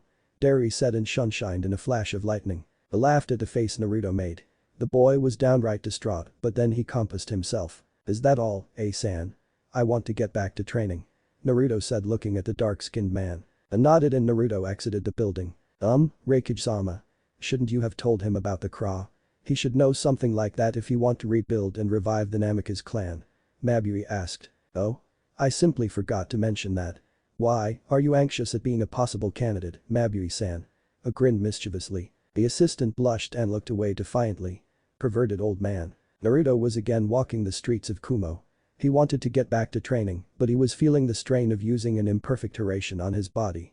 It hurt like hell, but the Kyuubi should heal it in another hour or two. Until then a nice soak in his onsen should be a good stress reliever. He smiled as he walked and the people who said their greetings, he would return just as kindly. Who knew all I had to do to get respect was leave Konoha? I should have done it years ago. But then he felt bad at what he thought. Leaving Konoha meant that he would possibly never see his friends again. Not Sakura, whom he can't return his promise now since the bastard was a Konoha missing nin. He couldn't hang around with Shikamaru or challenge Choji to eating contests. He never really hung out with Ino so he didn't really miss her much. She was just like Sakura but didn't hit him over every little thing. That got him thinking why did he like Sakura anyway? He always tried doing his best to get her to acknowledge him, but she would hit him and say something like, get away, Naruto baka. Sasu-kun is the only one I want. But she didn't say anything like that since he came back so maybe she got over the team. Naruto sighed and found himself in front of his house air mansion. His senses were running wild. That wouldn't be a problem normally. But his door was open and it was quiet. Something he didn't particularly like. He crept inside his house to find nothing but darkness. I need to find something that can allow only people I trust in here. Like a blood seal or something. Taking out a kunai, he walked further. He tried sensing different chakra signatures, but he was never a sensor type. But he did know that there was someone in the mansion. His gut just told him. When he got into his living room the lights turned on and he threw his kunai as they yelled something he's never heard before. Surprise. A small group of Kumo ninja were around the living room looking at him in shock. Well, only one was and that was Amoy. The kunai nearly embedded itself into his skull. It was protruding from the wall he was leaning against. Harry looked at her teammate and began laughing her ass off. That was followed by everyone else joining in, Amoy himself included, and left a confused-looking Naruto. Yujito stepped up to him wiping a tear from her eye from laughing so much. That was classic, Naruto-san. But didn't the Raikage tell you that we were in here? She asked with a brow raised. Naruto shook his head and the Kunoichi sighed. She figured something like that. Leave it up to B's brother to try and get one of his own shinobi killed. What's all this about anyway? Naruto asked. Oh. It's your victory party of course. She smiled. The party? For me? But why? He kept asking questions. He didn't know why people he hadn't known that long would do something like this. No one ever threw him a party, not even on his birthdays. For becoming one of us, Gaki. It was Jay's idea. Said it would be a good welcoming and he says congratulations by the way. Yujito-sensei was the one that gathered all of us and here we are. Carrie said. Naruto smiled in pure happiness. He rubbed the back of his head and looked at the ground. Arigato, Yujito-chan. Chan? Everyone yelled. The blonde man was snickering. Hey Yujito. I didn't know you liked new guys that much. Is it from your hot attitude? Shut it, Atsui. Yujito yelled blushing. What's wrong, kitten? You know you just want to get him in bed and just ravish him all night long. The Nibi laughed. She always got a kick at messing with her container. Nibi? He's not my type.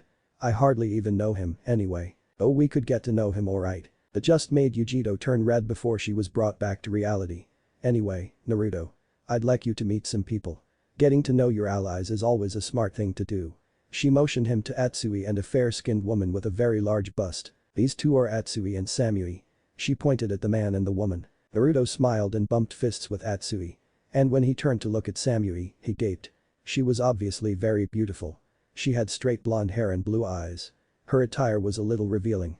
She wore a very low-cut outfit with mesh underneath, a short skirt and red handguards, high boots, and what appeared to be a modified Kumagakure flak jacket that covered her stomach only. Naruto didn't see or hear them, but Amoy, Yujito, and Carrie were watching the ordeal out of earshot. When the blonde Kumo nin saw Naruto looking at Samui's face, she snickered and held out her palm to the two cousins. They groaned and paid up. "Damn it, I was hoping to get more candy with that," said Amoy. Before Naruto was caught staring for too long, he smiled at the woman and held out his hand. "Nice to meet you, Samui-san." She took his hand and he kissed the top of it. After that he grinned at her while she just stared at the boy in shock. No man had dared do that to her after she built a reputation for being cold. She wasn't really, but she was the quiet type who only offered insight when needed. "Likewise, Namikaze-san," she said to him with an expressionless face, as usual. Atsui snickered. "Looks like we got a playboy in our ranks, boys. You got balls, kid. No man has gotten away doing that to my sister. I let it slide this one time since he was trying to make a good first impression. Not a bad way though, Namikaze-san," Samui said, still keeping her neutral face on. "Ahem, well on to the others, Naruto-san." Yujito interrupted with a hint of jealousy in her voice. She grabbed him by his collar and began introducing the others present. After getting to know everyone a bit, they all left and gave him one last congratulations before he was left alone with Yujito. She was smiling at him and he wondered why she didn't leave. She unrolled a scroll on the floor and unsealed his flak jacket. He smiled at the action, completely forgetting about it. "Here. It should still fit you." She handed it to him while he took off his cloak. Yujito used this opportunity to get a look at his muscles before handing him the jacket. "Oh. So kitten likes what she sees. You could take him now. Just tell him you want to give him another present and lead him upstairs," Nibi insisted. "Quiet, you horny feline." Yujito fired back. "How's it look?" Naruto asked with his arms showing her his look. She blushed a bit and smiled. "Looking good. But I've got to go, so I'll leave you with one last present," she said, giving him a peck on the cheek, and left the mansion. Naruto just stood there holding his cheek with a blush and open mouth. "I'm really starting to like it here." He laughed. Outside of Kumo 2 days later. "I don't get it, Itachi. We were ordered to get the Kyuubi brat, so why aren't we down there?" Kisame asked as he sat in a cave with the Uchiha. "I received intel that my foolish little brother is coming to Kumo to try and kill him. I wish to see what skills he has gained and to see if my brother's hate is strong enough. Besides, Sasuke can tire Naruto-kun out and we can get him," Itachi explained. Kisame grinned evilly. "And here I thought you wanted to stage a coup against Leader Sama. But now that you mention that, that means I can get a crack at the snake team. Samahata should be happy feasting on his chakra." Itachi nodded. "Don't get overconfident, Kisame. He's not a Sannin just for show, but it should be interesting to watch." "Do you think that Naruto-kun has gotten any stronger?" The shark man shrugged. "Knowing him, he's probably still the same from what you've told me. Then again, he defeated a top chunin from Kumo and they don't fuck around. I wonder how he got so strong since your last encounter with him." Itachi, of course, knew how, but what was the point in letting his partner know that? It wasn't important anyway. Naruto would get strong enough one day to defeat him if he kept using the Kage Bunshin method. All the boy would need is battle experience and no one would stand a chance except for Madara. That would take everything. He'd have to stop the former Konoha founder. Maybe one day, but right now he's far from that level. I give him a few more months of intense training or a few years before then. But that's only if he hasn't discovered the secret to the Kage Bunshin. I wonder how my brother would react to that. Naruto was at his training grounds with Derry. He was working on trying to produce a Ranten ninjutsu. So far, he wasn't having much luck. Even with Kage Bunshin he wasn't making much progress. The exercise consisted of channeling both Suiton and Raiten elements at the same time to make the jutsu. But what Naruto didn't know how to do was channel Suiton chakra into his seals because he never mastered that part in his training yet. He'd have to start on that soon. Damn it. I can't use Suiton chakra yet. Hey, what if I use my Futon chakra?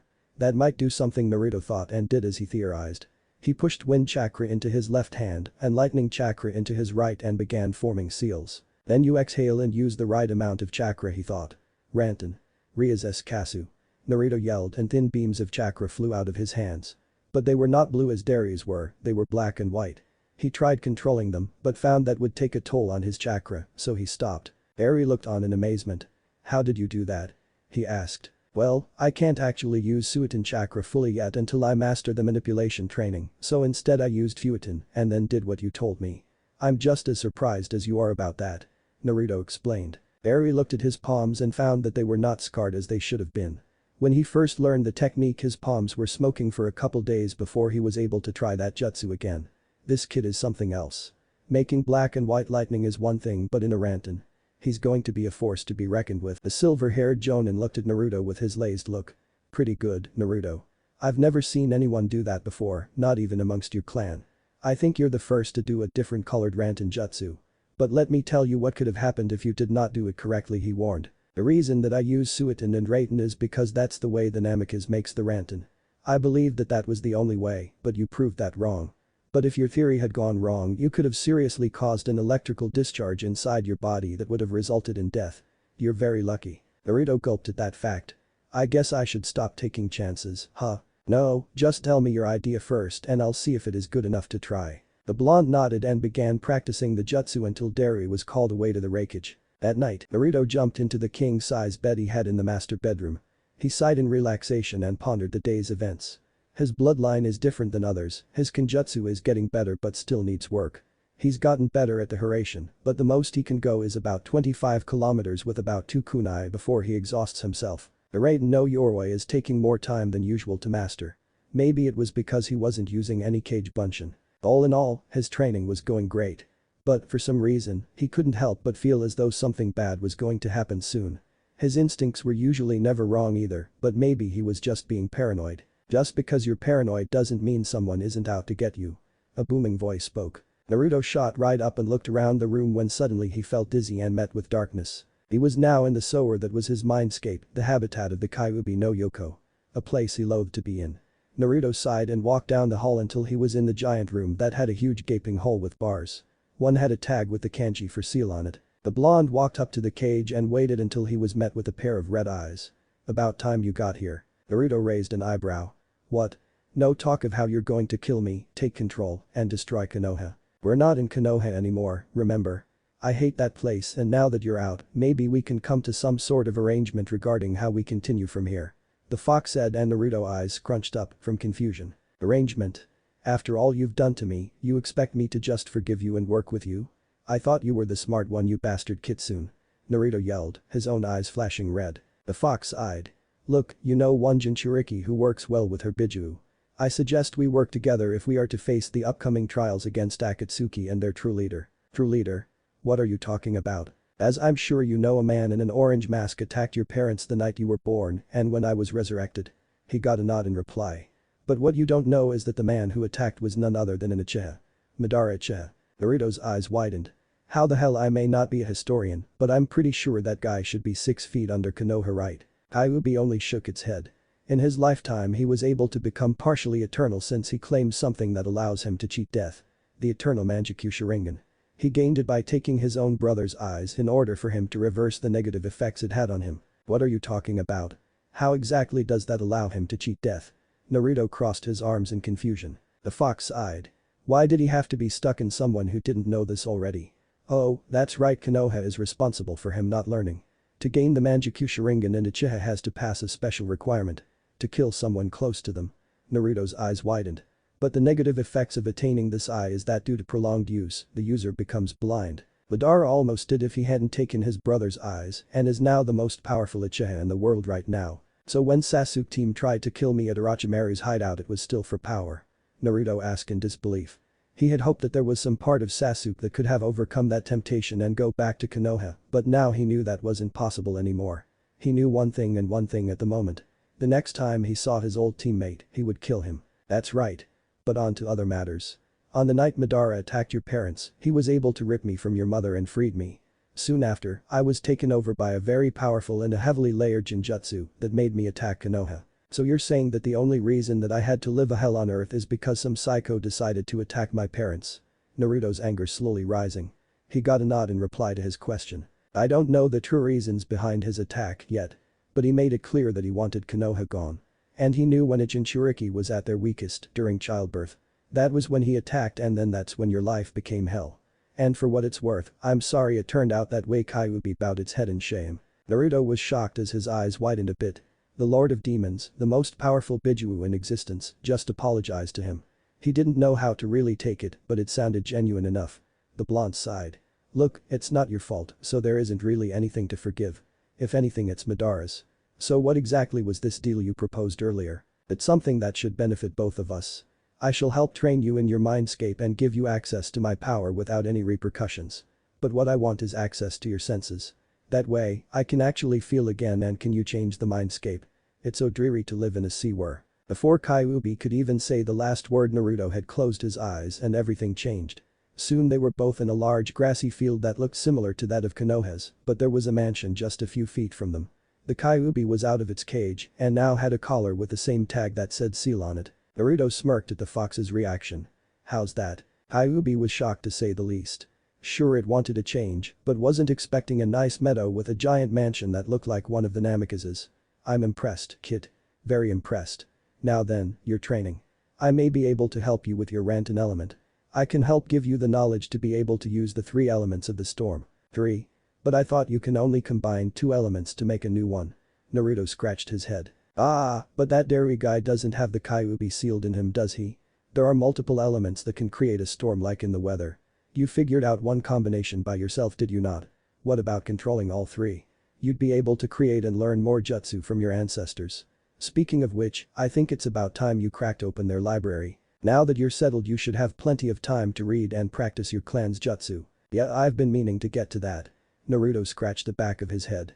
But I've been busy trying to do Rantan, and then there was that test earlier today. So I'll send clones to the library while I sleep. And release them in the morning. I can read years' worth of jutsu in the time I finish sleeping," he said excitedly. The Kyuubi nodded. "Get some sleep, kid.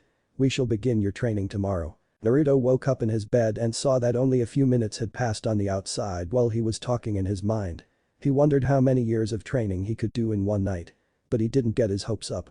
He crossed his fingers and summoned about 100 clones. "All of you go to the library and read for the night. If what Kyuubi said is true, we can't afford to waste time." They all saluted. "You got it, boss." Then they left the room and began reading. Naruto laid back in his bed and slowly drifted off to sleep. Getting ready for the training he had for his element and with Derry the next day. Chapter 5. Training PT.1 of 2. The next day Naruto woke up after a full mind sparring with a beast known as Kyuubi. Naruto didn't stand a chance. The fox had lived for thousands of years and probably has an equal amount of jutsu at its disposal. He got up and changed into his training gear. He planned to make most of the time he had because he knew something was going to happen soon. He didn't know when or where, but he knew something wasn't right. Maybe he was overthinking things. Well, when it comes to him, it'd probably be best to assume such things since the Akatsuki and Orochimaru are still out there. The blonde went into his kitchen and made some eggs with pancakes and bacon. He made sure his stomach was satisfied before he went into his clan's library. Eri-sensei said to meet him at the training grounds inside the Raikage mansion. I wonder why the guy would build one inside it. Anyway, I better release my clones and sort through the knowledge, he thought, and went upstairs to find the door that said, Namikaze Library. He put his blood on the seal and entered, where he found his clones still reading books and scrolls. "Hey, boss." A clone yelled. Then all of their attention turned to him. "Alright, put the books and scrolls away and dispel yourselves 10 at a time with a 10-second interval." They all nodded and soon the room was being flooded by smoke.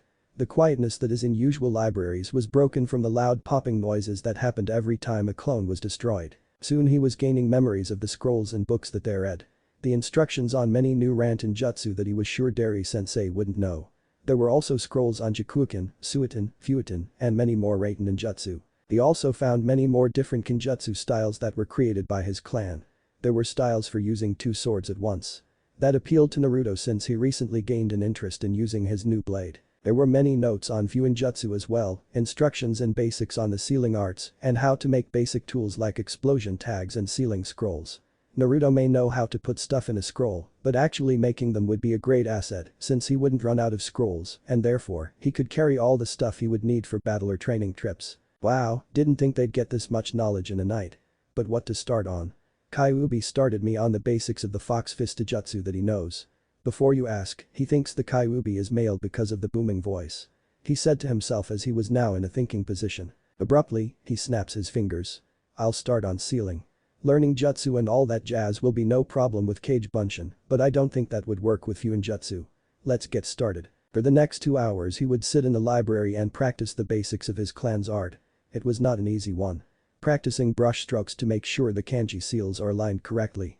Making sure the array was set up correctly was another one of his tasks. But nothing practice couldn't fix. After that he walked to the grounds where he was supposed to meet Derry at.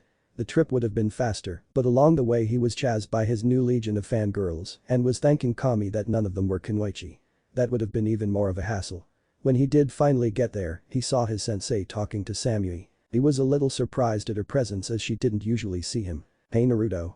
Derry said in his usual lazy tone as he just raised an open hand at the blonde Namikaze. "Oh hey, Naruto-san. I've been instructed to help you in Kinjutsu," Samui said with her cold expression, but her voice didn't sound bad at all. At least, not to Naruto. He always wondered why she rarely smiled though. "Hey." Naruto greeted back with a bright smile. He looked at Derry. "So which one are we starting with? Ranten or Kinjutsu?" Samui quickly got out her sword and charged at Naruto. She began slashing, causing the blonde to dodge until he got out his sword and blocked some of Samui's strikes. "Not bad, but he needs to be faster, much faster. You mind warning me next time?" Naruto yelled at Samui. "An enemy won't warn you, so this is to get you ready," Samui said, her expression not changing. "You need to be faster. I held back so I could have easily killed you." Naruto let all this sink in. Then he gripped his swords tighter and held it, pointed at his new teacher. "If that's how you want it," he charged. "Then I'll give it," he yelled as he appeared in front of Samui. Her eyes widened at the new speed, but she still blocked his strikes. She was waiting for a chance to make him stumble, but he wasn't leaving many openings to work with. She had to admit to herself, his offense was good, even for an amateur. "But, Henrenden!" Samui yelled and suddenly disappeared from Naruto's sight. She then appeared from behind and gave him barely a second as she began a barrage of slashes aimed at potentially dangerous areas. Luckily for the Namikaze, his reflexes were always good, but he did end up getting a few shallow cuts on his arms since Samui had superior speed. When the last, but most powerful, strike came, he was sent into the wall of the training field and made a small crater. That knocked the air out of him. He looked at Samui, her cold expression still evident on her face. He wondered what kind of move that was. It was fast, unpredictable, and damaging. Something that he would totally want to learn. Once he regained his breath, he stepped out of the wall and made his way back. He stood in front of his new Kinjutsu teacher and waited for her to say anything. "You were not bad," she said to him, making him smile. "But not good either. You have a solid defense until you come up against something more powerful. Your defense is poor. We'll work on that until you're assigned a team by Reikage-sama." Naruto nodded and got back into his stance. "I'm ready to go again," he said, determined. She nodded and attacked again. It would be another couple of hours, leaving a tired Naruto and Samui by themselves. Derry was ordered to go the Reikage mansion, so it was just those two, training. He made those hours count as he learned new defense moves and even some of the Kinjutsu techniques that Samui knew. Granted, he didn't master them, but she was impressed with the way that he got the concept of the technique so fast. It was like he was made to become a swords master. He surprised her even more when he came up with moves that she had no idea were capable. He's impressive. If he keeps on impressing me, I just may end up flirting with him. As I said before, she only has a cold expression, doesn't mean that she can't have fun. I thought a little bit of a flirty nature would be good for her anyhow." Despite always losing against Samui, Naruto was having fun. In fact, it was the most fun he had since the training trip he took with Hirosenin. He missed messing with the old pervert, but this new training was beneficial to him as well. He didn't even know about Kinjutsu that much until he got his new sword. "You're getting better, Naruto-san. You're at least low chunin level with Kinjutsu now. But I'm not stopping until you're at my level," she said to him, smiling a bit. She rarely did that, but somehow, she couldn't help it around him. She respected him as a fighter now, so maybe that had something to do with it. What's more, he didn't say anything about women not being capable kunoichi. "So same time tomorrow?" Naruto asked. He really liked sparring with his new teacher. "I'd like that, but I am still responsible for Amoy and Carry. Training and all that," she said to him. "Well, how about we train together? You can use my clan's training grounds. That way, you're with your team and you can show me what I'm doing wrong at the same time," Naruto asked with a grin. It was a brilliant suggestion if he did say so himself. Samui thought about it. There wasn't really a downside to this, but that didn't mean she couldn't milk the offer. "Let me use your hot spring and massage my shoulders every now and then, and you've got a deal," she said back with a smirk. Naruto blushed at the massage part, but if it was for training, then it was a small sacrifice. Besides, who wouldn't want to go along with massaging a beautiful woman like Samui? They'd have to be crazy or a breeding emo that has a superiority complex. He nodded and she smiled again at him.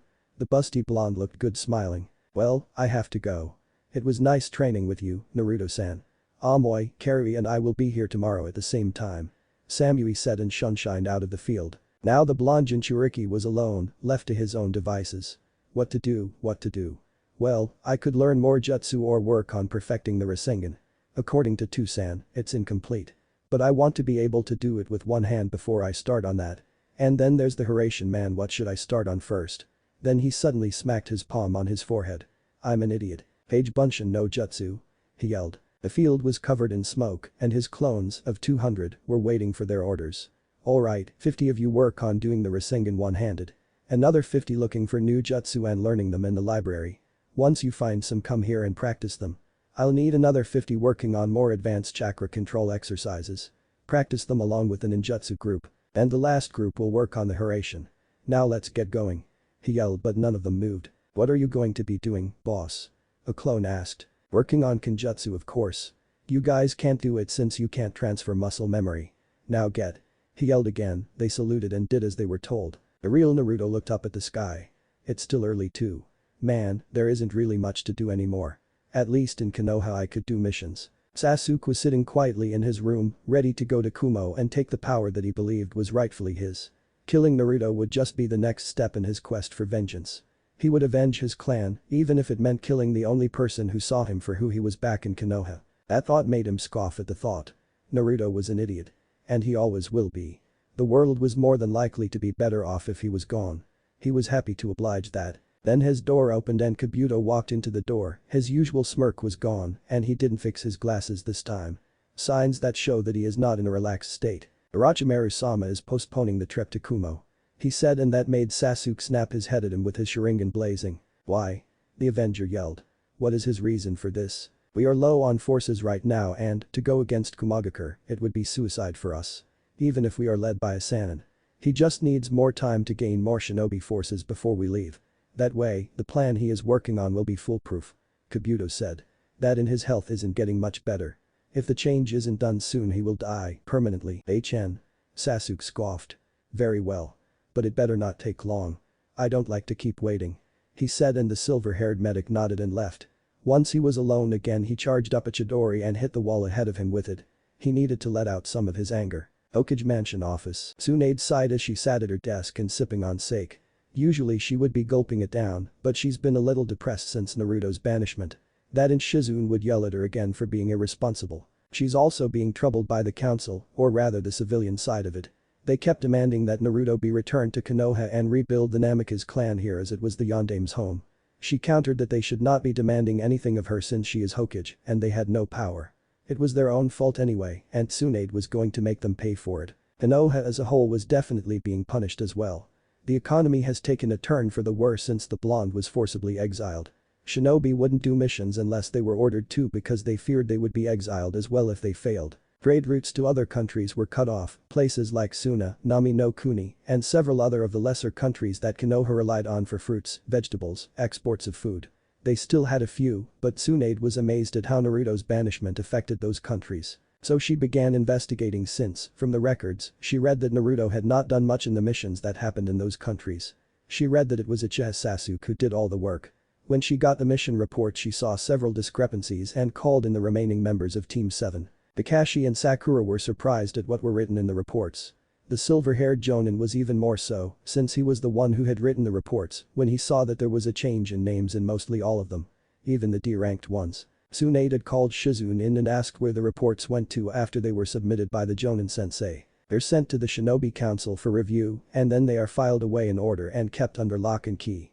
She said, getting a nod in reply from the Hokage, and left to continue her work. The blonde Sannin sighed and realized that only 3 other people besides herself had access to those reports and files. Those were the elders of Konoha. One of them were illegally rewriting mission reports. A serious crime since they were only meant to be reviewed and not edited. Now, she was waiting for the 3 old wrinkles she knew as her advisors. But they really didn't do anything to help her. Kaharu took her job seriously, but the other 2 Danzu and Hamura always seemed to have their own agenda. Her door opened and Shizune poked her head into the office. The elders are here to see you, Hokage-sama. She said simply. Send them in. Tsunade said, nodding as she did so. Kaharu, Hamura, and finally Danzu were now in the office and were curious to see what the Hokage had wanted them for. The 2 male advisors seemed impatient though. I've called you 3 in here for something on a matter of security. Tsunade started. But first, I have to start with the village's slowly falling economy. She would have continued, but an old warhawk had interrupted her. What does our security have to do with our economy, Tsunade? Danzu asked and a subtle vein grew on her forehead. That's Hokage-sama to you Danzu and I was getting to that. Now shut up. She said and he scoffed at that statement. Our trade routes are being closed with several countries when they heard about Uzumaki Naruto's exile. That got me thinking how one boy could have such an effect on those countries. she continued. That was when I began reading the mission reports and called in the remaining members of Team 7, Haruno Sakura and Hada Kakashi. Kakashi read them and said that it was not what he had written in his reports. I then asked Shizune about where the reports went to and found out that only the people in this room had access to those files. She said and silence followed. Danzu did well to hide his distress with his stonewalled face but was inwardly fuming. It was just one of his backup plans in order to have a weapon for Konoha to use properly. If Uzumaki wasn't doing a satisfactory job as a ninja, he could have had leverage for the council to give the boy to him and train.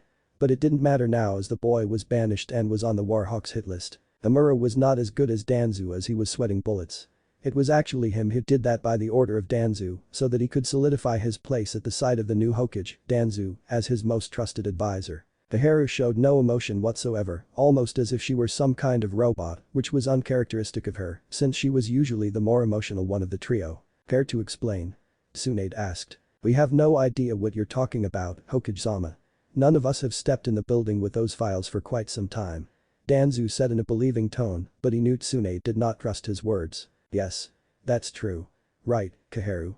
Hamura asked the female advisor. Hi, that is correct. She said in a robotic tone. The other two, Danzu and Hamura, nodded at her. That was when Tsunade sighed. I knew it wasn't going to be easy, but she said and called Shizune into her office again. Can you bring in the shinobi who guards the mission reports for Team 7 please? Hi. Shizune said and it didn't take her long to get the Chunin. After about 10 minutes or so, a brown-haired man that was wearing the standard Chunin outfit that consisted of Anbu-style pants and shirt, along with the flak jacket stepped in. This man was named Teisuke Furukawa. The Chunin saluted to the Hokage who then put him at ease and he asked why he was here. Have you seen any of the advisors in the past 2 to 3 years? She asked the man. Teisuke simply raised an eyebrow and then nodded. Hi. Hamura-sama visited a few times saying he needed to review some of Kakashi-sen's reports. You see, the Chunin had a perfect memory of who and when a person went into the safe to read the reports. That was why he was chosen for the job by Kakashi. Tsunade glared at the elder. She then looked back at Teisuke and dismissed him. The man saluted and left. The blonde Kage stood up and went around her desk. She glared at all of the advisors, believing that it was just some ploy to get Naruto out of Konoha. Anbu? Restrain Hamura and interrogate him. Have Ibiki do it. He could use a new toy. She ordered and a Nico, Bear, and Hawk Mask Anbu appeared. They acknowledged the order and took the now struggling elder away. The Kage's attention then went to the 2 remaining ones. You 2 can go, but if I ever see you meddling in the reports or any other sort of paperwork, then you best be prepared for the punishment. She threatened with a strong killing intent. Even Danzu had nearly keeled over at the gravity of the strength of her Kai. Kaharu was sweating as well. Dismissed. She said and the 2 left. Tsunade then sat back down and leaned into her chair. Even when Naruto isn't here, they try to screw him over. That got her thinking. She was the Hokage. No one was supposed to be getting away with things like this, even if it was minor. It was on this day that she decided to start cleaning house in the council and in many other places. She chuckled to herself with an evil grin. Those bastards won't know what hit them. Danzu was back in his office and was gritting his teeth in anger. He had not expected for one of his pawns, Hamura, to be caught at doing something that was so fickle. And he knew that Hamura did not have as strong a mind to fend off Ibiki. What was he going to do now? He knew he did not have as many forces as he used to since the Sandaime had disbanded Root, but he was slowly rebuilding it. But he still needed a few more months in order to get the sufficient amount of ninja under his control. The old Warhawk then began planning his next move. Maybe he could somehow get Kaharu, who he controlled with a seal that he made himself, to convince the Shinobi Council that it wasn't that severe of a crime. Who cared about a few mission reports being edited anyway? It wasn't going to be easy, but he hoped they would listen. That or he would have to start his little coup earlier than he planned. And that's it for this chapter. I know it's been a long while and I'm sorry for that. I hope this chapter is good enough for now guys. This isn't as long as all of the other chapters, but I sort of didn't want to drag it out and make it boring. But I do promise that the next chapter will be as long as the other chapters, but there will also be a time skip and more interaction with Samui and Naruto. And maybe he'll finally find out about the Kra. Who will the girls be? Well, I'm making a poll so here will be the choices for you guys to choose from. But Samui and Yujito are already in so they aren't in the choices. Female Kyuubi, with enough votes I think it would be a good addition. Mabui, Reikage's assistant. Tsunami, Kuritsuchi, Shion, Koyuki, Yubuki, she's from the first Naruto movie. I think she's hot and I could always say she was being controlled by the bad guy in that movie. Mei, Amaru, Urin, Enko, Yugao, Fu, Jinchuriki of the Seven-Tailed Beast. AM, Chapter 6. Training PT.2. 3 months later Konoha. The Konoha 10-1 was, currently, at a training field and training together so as to improve some of their techniques as well as their teamwork in case they were sent out together on missions. It was actually a very smart strategy and was thought up by Shino, the usually quiet one. All of them have been training hard ever since the blonde known as Naruto was exiled because of the mission to try and retrieve Sasuke from Orochimaru's hideout. They all thought it was a stupid reason, but the civilian council was stupid. Even when it concerned the blonde's heritage. The truth about Naruto's parents was revealed to the whole village, and to say the civilians were in an uproar was an understatement. They had begun shouting that it was a lie when it was announced by Kitsune at the Hokage mansion. A quick but potent dose of killing intent by the busty cage set them straight and made them see the light. She asked them how they could not see the difference. She asked them to compare the Yondame's statue to Naruto without whiskers and see what they got. A collective gasp showed that they now believed it to be true. Of course, there were still a few non-believers and yelled that it was just the work of the fox to make him look like their hero to ridicule them. Tsunade had never been so angry before in her life. When she started hearing the non-believers start breaking the Sandame's law, she began imprisoning them for long periods of time because the last thing she needed right now was more pressure from the council. She did make sure that they did not have a chance to be trialed though.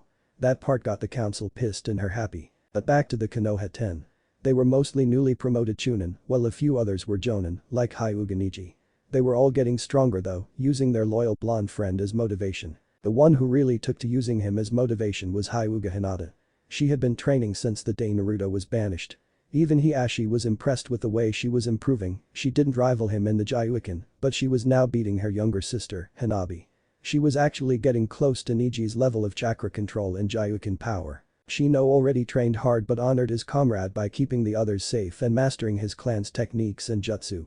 He'd even developed some new hybrid insects that would allow him to suck out the chakra of his enemies just a bit faster than normal. His father, Shibi, was stoically impressed with his son's new abilities. Hiba, self-proclaimed rival of the dope, started learning ninjutsu that would help him in case his clan jutsu did not work. It was actually a smart idea on his part, the others stated so. Turns out he was a Doton user, a commonality in the Inuzuka clan. But he was still training in the element's chakra manipulation.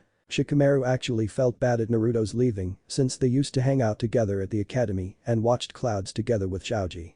He thought it was troublesome to train but couldn't help but to as he wanted to be stronger for his friend.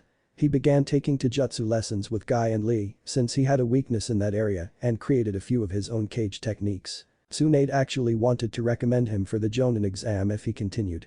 Ino wasn't really a friend to Naruto but still felt bad for her fellow blonde. No one deserved to be wrongly punished like he was. By now, she's working along with her father in the interrogation department. She got to see some of her father's techniques in action. She did not, however, like to see any of Mitarashi Anko's techniques at all. She was really grossed out by some of them. Taoji actually laid off eating for a little bit for he was in a depression. Naruto was the first person he met that didn't judge him by his weight. It was actually though him that he met Shikamaru and became best friends with the two. His family grew worried for him and convinced him to not be sad for his friend but to get stronger for him instead. So he did just that and began increasing his clan jutsu knowledge and made some variations of his own. Sakura, the last member of her age in Team 7, was depressed for a long while. She kept thinking that it was her fault that her friend and teammate got banished. If she wasn't hurt, the council wouldn't have had anything to use as leverage against him when they banished the blonde. Thanks to Ino and Tsunade, she was brought back out of it and began taking her medical arts in a more productive way. She made her own taijutsu style, which is still in progress, which allowed her to break a person down by to such an extent that not even Tsunade would be able to heal her enemies. She was able to test this new taijutsu on some enemy Odo ninja that tried to ambush them on one of her missions. That guy was definitely not going to be doing any ambushing for Orochimaru ever again. Lee, also being a rival to the blonde, started training even harder if that was possible and began learning Jonin level taijutsu techniques from his sensei. He was actually becoming quite the taijutsu practitioner. Guy was actually having a challenge in defeating his student now. Penton never really got to know Naruto, but she did admire some of his qualities. She thought of him to be a very unique yet true shinobi. He had the will of fire deep within him and protected his friends with fierce determination. She only started noticing him until after the Chunin exams all those years ago, as it was his fight that made Niji into a new man. Now, he didn't even talk about fate and was on good terms with Hinata now. But the blonde didn't affect her enough to start going into overdrive in her training. She was pestered by her green jumpsuit-clad sensei and teammate about getting more serious though. So just to shut them up, she began learning ninjutsu and found she was a Raiten element. Something useful for her weapons, even though she was still working with the chakra manipulation training. But now, Kiba and Shikamaru were sparring with each other in order to better their techniques and jutsu. The Inyazuka started using ninjutsu in the fight and made Shikamaru dodging left and right at the repeated shots of the Doten. Doryuden no jutsu. Inara sighed. So troublesome, he said lazily as he was running around the training field and trying not to get hit by the mud bullets of the jutsu. Hey, what's wrong Shika? Don't like having mud in your hair? Kiba taunted but was inwardly sighing as his chakra reserves were getting lower. He did eventually run out and was bound by Shikamaru's cage main no jutsu. Said Cloud Watcher walked up to his comrade. Your strategy could use some work Kiba. Even Naruto wouldn't blindly waste his chakra on a jutsu that would repeatedly miss. He said, not knowing of the blonde's rapidly growing improvement. Akamaru barked at his master from beside him. The dog was staying away from the jutsu that Kiba kept using. Yeah. I get what you're saying boy. I'll make sure to do better next time Shikamaru. Kiba said and rubbed the back of Akamaru's head when he was released from the jutsu. They walked back to the others, who were all mostly standing up. Some others like Hinata, Ino, and Sakura were sitting down and talking to each other. They had grown close as to help each other in their problems and techniques. You are improving in your accuracy a bit there, Kiba-san. Tenten said to him with a smile. The dog-like ninja rubbed the back of his head. Arigato, but it wastes my chakra too fast. Why can't I have chakra reserves like Naruto? He yelled at himself and crossed his arms. The others just laughed. Kiba was no Naruto, but some of the qualities were in him and that was a good refresher for the other Chunin and Jonin. Speaking of him, how do you think he's doing in Kumo? I heard he became a Chunin just a few days after he got there. Ino said. Everyone was shocked to hear that as they don't get many updates about Naruto since they're not exactly on good terms with Kumo. Tsunade would just assure them that he was fine where he was. Whoa, so the dobe finally got promoted, eh? Kuzo. Now I got to train harder so he won't upstage me. Kiba yelled shaking his fist. He merely got slapped in the back of his head by an annoyed Niji. You don't always have to yell, Kiba. He said in his usual but polite Hyuga tone. Kiba rubbed the bump that formed on his head to try and ease the pain. Fine. But what about him being promoted? Come on, you have to tell us, Ino. Sakura said a little happier at hearing her friend being promoted. I heard from a reliable source that Naruto had to take Kumo's unique rank assessment test and fight one of their Chunin. I don't know his name, but I know that Naruto made a good show and got promoted. Nothing specific on what he did though. The Yamanaka said putting a finger on her lip in the end. She was curious to how Naruto won the fight. Yosh. Naruto-kun's flames of youth are still burning brightly. Lee yelled and was then slapped in the back of his head by Tenten. Geez, can't you calm down for one day? The bun-haired Chunin asked with her brow twitching. Her teammate merely grinned and gave his usual thumbs up. No can do. He said back and everyone's sweat dropped. Why did Guy-sensei have to corrupt Lee with that crazy youth thing? Shikamaru sighed. Anyway, if Naruto's doing well then that's all we can ask for right? At least they treat him better. He said and everyone nodded. Never would have guessed that he was the son of the Yondaime though. That one actually shocked me. That made everyone nod at the same time. Even if the man had enemies, Naruto should have at least been told about his family rather than find out about them the day he was leaving the village. They wondered why the Sandaime never did so when he was alive. Well, I've got to go.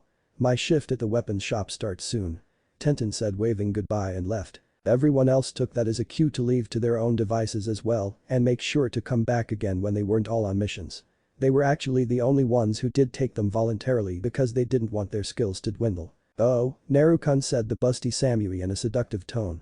She and Naruto were in his room, he was sitting on his bed in his usual clothes and she was in nothing but a see-through nightgown that showed her black bra and panties. She bent over a bit and teased him a bit with her cleavage. Naruto swallowed hard at the sight. He had never been in this type of situation before and was freaking out.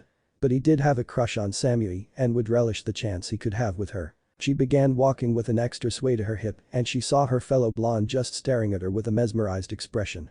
His eyes were half-lidded and he was practically drooling. The busty blonde giggled and when she was close enough she put her index finger under his chin and made him close his mouth. She then leaned over and whispered into his ear. Like what you see, Naruto-kun. You can touch if you want she said straightening back up. The Namikaze sat up slowly and put his hands on her hips. He stared at the beautiful woman in front of him and leaned in to kiss her. He closed his eyes when he saw her pucker and it felt like an eternity to him.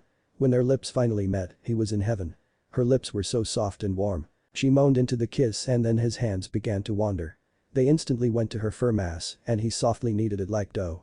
Samui responded by grabbing a chunk full of Naruto's hair and nearly forced her tongue into his mouth. The Kyuubi vessel was a little surprised, but he just went with it like he always did.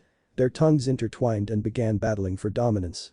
It ended with Samui being the winner, but she stopped so they could both breathe. Samui then pushed him lightly on his chest and made him sit down on his bed. She smirked seductively and got onto her knees in front of him. "I think it's time for these pants to go, don't you think?" she asked in that same tone that made his spine tingle. He nodded dumbly and began undoing his belt but was stopped by his soon-to-be lover. She shook her head at him and he simply raised an eyebrow. But he was answered by the look of her eyes that said that she wanted to do it herself. Beep. Beep. Beep. Naruto jumped out of bed and sat up. He began looking around and then noticed that he was sweating. "Oh, damn it. I was getting to the good part too. You know, if you keep dreaming of doing her, why don't you just ask her out? I know you've been wanting to since like 2 months ago." The Kyuubi's voice said into the blonde's head. "But what if she says no and then doesn't want to speak to me anymore? I couldn't stand that." Naruto yelled, his arms waving in the air. He had actually been having dreams like this with both Yujito and Samui, but didn't think that Yujito had that kind of feelings for him. But he was actually able to notice some subtle hints from Samui. She would blush a lot when he gave her massages and sometimes moan in pleasure too. He felt awkward every time that happened. The blonde Namikaze then got up and put on his gear and prepared to finally complete his training with Dari-sensei. He had been training hard in the past 3 months and knew that the results were showing. He was able to get the Fox Fist Jutsu down a lot sooner than the Kyuubi expected, but he did have help in his Mindscape training. His abilities there were transferred into his real body and mastered the style last month.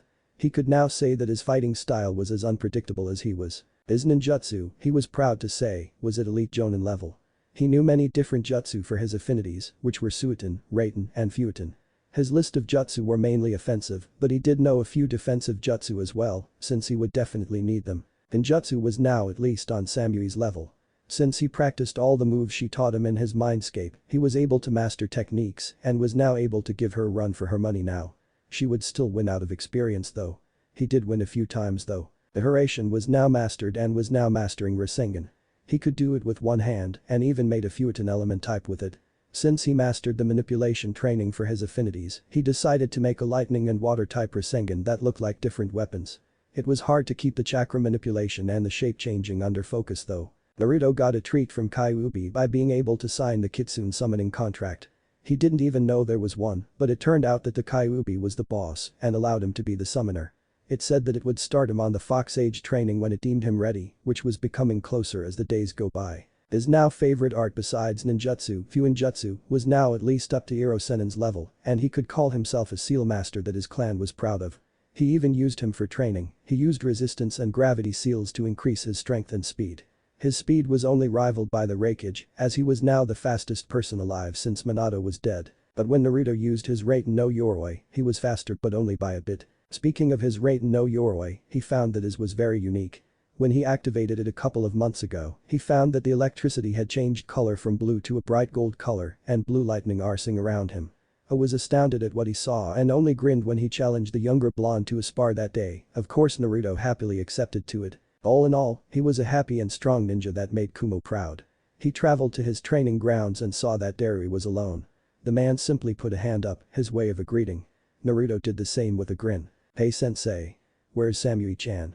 Naruto asked curiously. Dari chuckled inwardly. He found it amusing at how close he was getting to Kumo's Ice Queen. She was only rivaled by Konoha's Kurina Yuhi. She had a mission to attend to with her team. She'll be back in a few days. Anyway, it's time for your final phase of rant and manipulation. Rant and manipulation was the only thing that Naruto was having trouble in. Since it was not an element he was familiar with, he had only to rely on scrolls and Dari for help. But he was finally going to master it today. "You see those dark clouds above us?" The silver-haired Jonin asked and got a nod in reply after Naruto looked up. "If I'm right, then you should be able to control them and make real lightning, not chakra-made lightning. Real, more devastating, natural lightning," he said, and Naruto was awed. The blonde nodded and held both of his palms in the air, they were pointed toward the clouds. He grit his teeth and began concentrating. Blue chakra began to envelope his body before it turned into a golden color. He, unintentionally, activated his Raiten no Yoroi. But the clouds began to turn darker and thunder boomed in them. Then there were bright flashes in the clouds, showing that there was lightning building up in them. A bolt struck near Naruto's position, but the blonde wasn't scared. He was so focused that he didn't even notice it. Another bolt then struck him, but it did not harm him. He opened his eyes, which were now the same golden color as his armor, and then pointed his hands at one of the walls at his training grounds. The effect was instantaneous as the same bolt of lightning that struck Naruto came out of his hands and hit the wall and destroyed a good chunk of it. Derry was amazed at what he saw in front of him. He didn't know that Naruto would become a real live lightning conductor. But it was effective in a way. Naruto returned to normal and saw his sensei with a rare smile on his face and clapping. Congratulations, Naruto. You have now mastered the rant and manipulation training. If you learn more jutsu from your clan scrolls, then you shall be a true Namikaze. He said and bumped fists with the blonde. An Anbu appeared next to Derry after that though. Reikage-sama requests your presence, Derry-san. Please get to the Reikage mansion when you can. The tiger masked man said and the shun shined away. The silver-haired Jonin sighed. Again. Man, this is like the third time this week. So dull. Anyway, Samui-san and Yujito-san said to meet them later for celebration. Said they knew you would pass. Derry chuckled and then disappeared in a shunshin of black lightning. The blonde grinned and couldn't wait to meet his two favorite Kumo girls and celebrate. He always met them after missions at their favorite restaurant that served many different foods. He liked it since they had ramen, not as well as Ichiraku's but well nonetheless. Time to go then, he said to himself, and shunshined in a flash of black and white lightning. He called it his Ranton Shunshin. Only he would be able to do that version. Orochimaru's lair in Rice Country. A sickened Snake Sanin was sitting on a throne he fashioned for himself at his headquarters. In front of him were about 350 of the best Odo ninja he found all around the elemental countries. With this small army, he would attack Kumo and get Sasuke to kill Naruto. Then, he would take his chance and make Sasuke his new vessel. His plan was perfect. He sent Kabuto to tell the Uchiha the news and knew that he would be happy even if he didn't show it. The silver-haired medic Nin opened the door to Sasuke's room and saw him brooding on his bed. He was just sitting at the edge with his elbows on his legs and his fingers laced in front of his face. Always with the brooding. It's almost as annoying as Naruto-kun. What do you want? Sasuke demanded more than asked. His onyx eyes shifted to Orochimaru's second in command. The forces are ready. We're setting off for Kumo in 2 days, so get ready. Kabuto said, fixing his glasses and then left. The Uchiha smirked and then continued on with brooding. Just 2 days and then he would finally gain the Manjikyu and finally receive the power to kill Itachi. He just needed to be patient for a little while longer. Well, there you go guys. I know it's not much of a chapter, but I just needed a filler to show where Naruto's skills were, and I just decided to have the Konoha 10 put their input on the blonde's banishment. Chapter 7. Retaliation. Reikage's office the next day. Are you sure about this, B? I asked the man in front of him with a dead serious expression on his face. The man had platinum blonde hair, just like A, and was styled the same as well. He also had a dark skin tone, which was common in Kumogakure. He wore black oval-shaped sunglasses over his eyes and the Kumo hit I-8 with a white cloth on his forehead. His left shoulder had a kanji tattoo that read iron on it. He wore Kumo's standard one strap over one shoulder flak jacket and a long red rope belt tied around his waist, the standard Kumo hand and shin guards, shinobi sandals, and a white scarf around his neck. This man was Killer B, the brother to A and the Jinchuriki of the Hachibi. B nodded as he crossed his arms. He, too, was also serious, which was rare for him. His usual disposition was him doing his enka rapping like he always does and acting carefree. But this was too grave a situation for him to be like that. How many? And how long? I asked as he laced his fingers in front of his face and set his elbows on his desk. They were separated. The group I saw contained at least 10 shinobi. I couldn't tell their ranks from my position in the mountains. There could possibly be more than that. I estimate them at least a day away. The Hachibi Jinchuriki said to the Reikage. The hummed to himself as he contemplated on the situation. Why would Odo have a squad so close to Kumo's borders? Were they planning an attack? If so, then he would have to ready the defenses to the village. Did they see you, B? The muscular Reikage asked. The reply he got was B shaking his head and then grinning. They can't see me when I hide because I've got ninja stealth on my side. The younger of the two said in a rapping fashion, waving his arms in front of him in order to make him look more convincing. The chance for this rap was too good for him not take it. The blonde Kage's eyebrow twitched when he heard his brother's reply. Not a day goes by with B always coming up with those stupid enka raps. Get serious about this, B. He yelled at his brother, who followed the command immediately. Get Naruto, Samui, and Yujito in here. Filler B nodded and then disappeared in a shunshin of lightning. When the container of the Hachibi left, sighed and leaned back into his chair. I'd say that I'm too old for this shit, but then I'd sound like an old man. He said to himself and then stared at his door. You can stop eavesdropping and come in, Mabui. He smirked when he heard her make a high-pitched squeak and then saw her enter with a blush on her face, obviously from embarrassment. He had sent her out when B had appeared in his office with that serious look. The cage knew that she was listening in, and he was sure his brother knew too, but since she's sort of his advisor besides being his assistant, he let her listen in. Besides, this way he wouldn't have to repeat anything to her. A silver-haired woman named Mabui took her usual place standing by his right shoulder. "Why did you have B get Naruto-kun and the others here, Reikage-sama?" she asked in a curious tone. "Naruto-kun now is it, Mabui-san?" He chuckled when he saw her blush on her dark skin. "Anyway, I want to get some information from him before I do anything. But I am wondering what that snake, Orochimaru, is trying with this. For all we know, this could be a full-on invasion." Mabui nodded to her superior. "I think it would be wise to think that, Reikage-sama. I wouldn't put it past the Sannin to try and invade us like he tried to do with Konoha a few years ago. But I can't think of any motives," she said to him after she gathered her thoughts. She saw him nod and then straighten up in his chair. She knew why because she felt a few chakra signatures coming closer. It didn't even take a second later when B appeared back in the office and was followed by Naruto, Samui, and Yujito. Naruto and Yujito both wore confused, yet curious expressions on their faces, while Samui showed no hint of emotion, which wasn't really surprising. It was the Kyuubi Jinchuriki who decided to speak first out of the three. "What's going on, A-san? I was in the middle of training," he said, tilting his head slightly to the side. Naruto was confused because he was usually never called into the office without a reason. If he was, it was usually because the Kyuubi's training methods would sometimes go hectic, to say the least. "This doesn't leave the room unless I say otherwise, understand?" the dark-skinned Kage said with authority in his tone.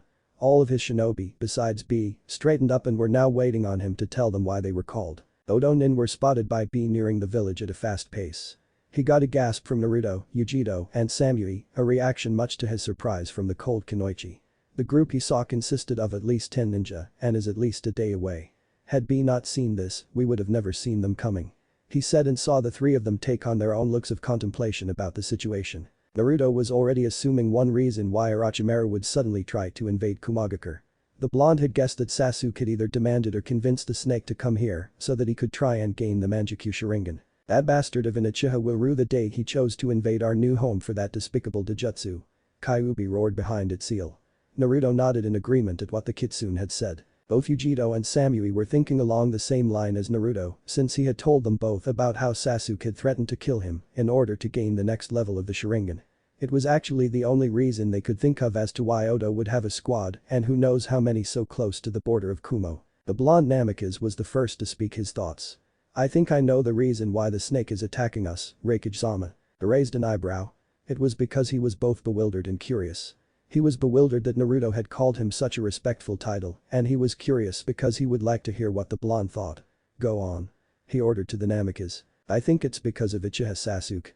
Naruto said and heard the Reikage groan in annoyance. "Sasuke has always wanted the power to kill his brother, and in order to do that, he needs to kill me. It's the only way for him to gain the same eyes that his brother, Itachi, has, the Manjikyu Sharingan," the blonde explained to his superior. "If that's the case, then we need to strike before they get to us," Yujito said, putting in her 2 cents. Samui nodded at this strategy, in full agreement. "Letting them destroy our village would not be cool," she said in her same emotionless tone and unchanging expression. The Reikage seemed to disagree with this from the way he gritted his teeth at them. "And how do you expect us to do that when even our censor Nin haven't even reported anything to us yet? We're lucky we were even informed of this attack." He yelled at them and saw them lower their heads in thought. He took those few moments to calm down himself. The last thing he wanted to do was lose his head before an invasion. "Samui-san, what level do you think that Naruto-san is at right now?" B asked Samui, breaking out of his unusual silence. He was laughing inwardly, though, at the shocked face that his busty student made at him. "Well," she said, resting her chin on one of her hands as if in thought. "I'm a high Anbu level Kunoichi and he can give me quite a challenge when we go all out in spars, so he's maybe close low to mid Anbu level right now." "Why do you ask, B-sensei?" Samui finished with a curious tone in her voice to her sensei. B smirked and then grinned at everyone.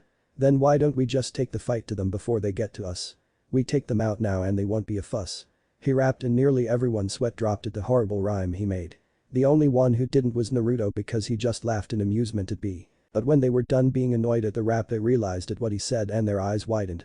O was the first to voice his opinion on what his brother said. "Didn't you just hear what I said, B? We have no way of knowing how to find their numbers," the Kage said to the guardian of Kumo, expecting to see him quickly wipe that foolish grin off his face. But he was deterred when B didn't even so much as twitch at him. "You won't have to send a huge force at the snake, bro. Just send us 4 to take out the leaders, yo. We can use our Biju to find their chakra signatures quicker than you can say no. The container of the Hachibi rapped again to the Reikage, who hummed to himself to show that he was thinking over his plan. I actually thought it was a good plan.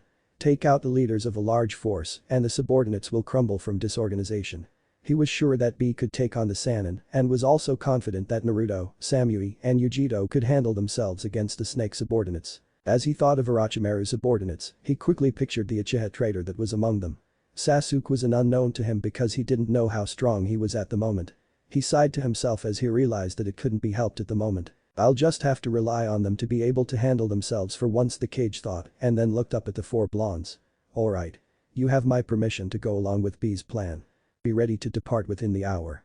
And if any of you die, I'll drag you back from the Shinigami himself and kill you again. Dismissed. He yelled and they all saluted him and disappeared in a shunshin. Naruto took a little longer, though, because Mabui gave him a quick peck on the cheek for good luck, and then he disappeared in his Ranton shunshin with a small blush on his cheeks, which made Ace smirk at him. He waited until he was sure everyone was gone before he decided to tease her a bit. You know, I was just kidding when I said you could be a possible candidate for Naruto in the cross 6 months ago, right? The Reikage said cheekily to his silver-haired assistant. Mabui blushed a little and then quickly went back to her desk outside his office, her eyebrows twitching at how A was laughing at her as she did so. Stupid old man, she thought to herself. 20 minutes later, Kumo front gate. He had been waiting for at least 5 minutes for the rest to arrive. The others were most likely getting in stealth gear for the mission, which was a smart thing to do.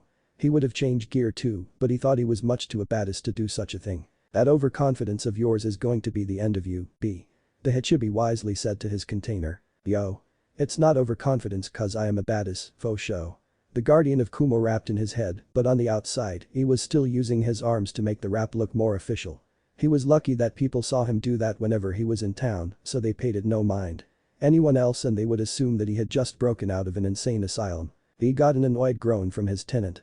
The Hachibi wasn't a fan of the dark-skinned Jinchuriki Zenka-style rapping. It annoyed the Biju so much that he had to keep up his own mental block so that he wouldn't have to hear his container's incessant thoughts of new raps. It was all the man thought of. He only talked to B when he needed to and nothing more. That was their relationship and it worked for them. The Hachibi container was interrupted from thinking of the new rhymes he was going to make by the three presences that made themselves known behind him. He knew who they were because he had been waiting for them in order to start the mission. B turned his head with a grin across face. They had indeed put on some new gear for the mission. Naruto had chosen to wear a Kumo-styled Anbu outfit that consisted of a loose black long-sleeve shirt and the same color loose-fitting pants to match. He wore the white one-strapped Kumo flak jacket over the shirt. He wore the classic black shinobi sandals on his feet since he was accustomed to those. On his forearms and shins were bracers that were white with black trim. To finish off his outfit was the cloak that his father gave him, waving wildly behind him. Samui donned her old Anbu outfit that looked the same as Naruto's outfit, but she had to adjust her flak jacket a bit because of her well-endowed assets that were located on her chest. But unlike Naruto, she chose to wear a mask over her face that reminded the Kyuubi Jinchuriki of Kakashi's since it covered everything but her eyes. Yujito had also put on Kumo's Anbu outfit, but hers had a slightly different color scheme. It was black like her two partners, but hers had dark blue tiger-like strips that licked the edges of both her shirts and pants. She had also put two of the same marks on each of her cheeks, making them look like whiskers. The three looked at each other to see how they looked. Samui and Yujito both lightly blushed at Naruto's outfit because it made him look almost heroic in their opinion. Although, they were thankful that B couldn't see their blushes from Samui's mask and Yujito's face paint. Naruto was able to hold back his blush from the way his two female friends looked in their new gear. But it was only barely that he was able to. After all, they were two of the most beautiful women in Kumogakure, and they were also two of the deadliest. Two things he liked in Kunoichi who took their careers seriously. You look good in the outfit we got you for mastering Ranton, Naruto-kun.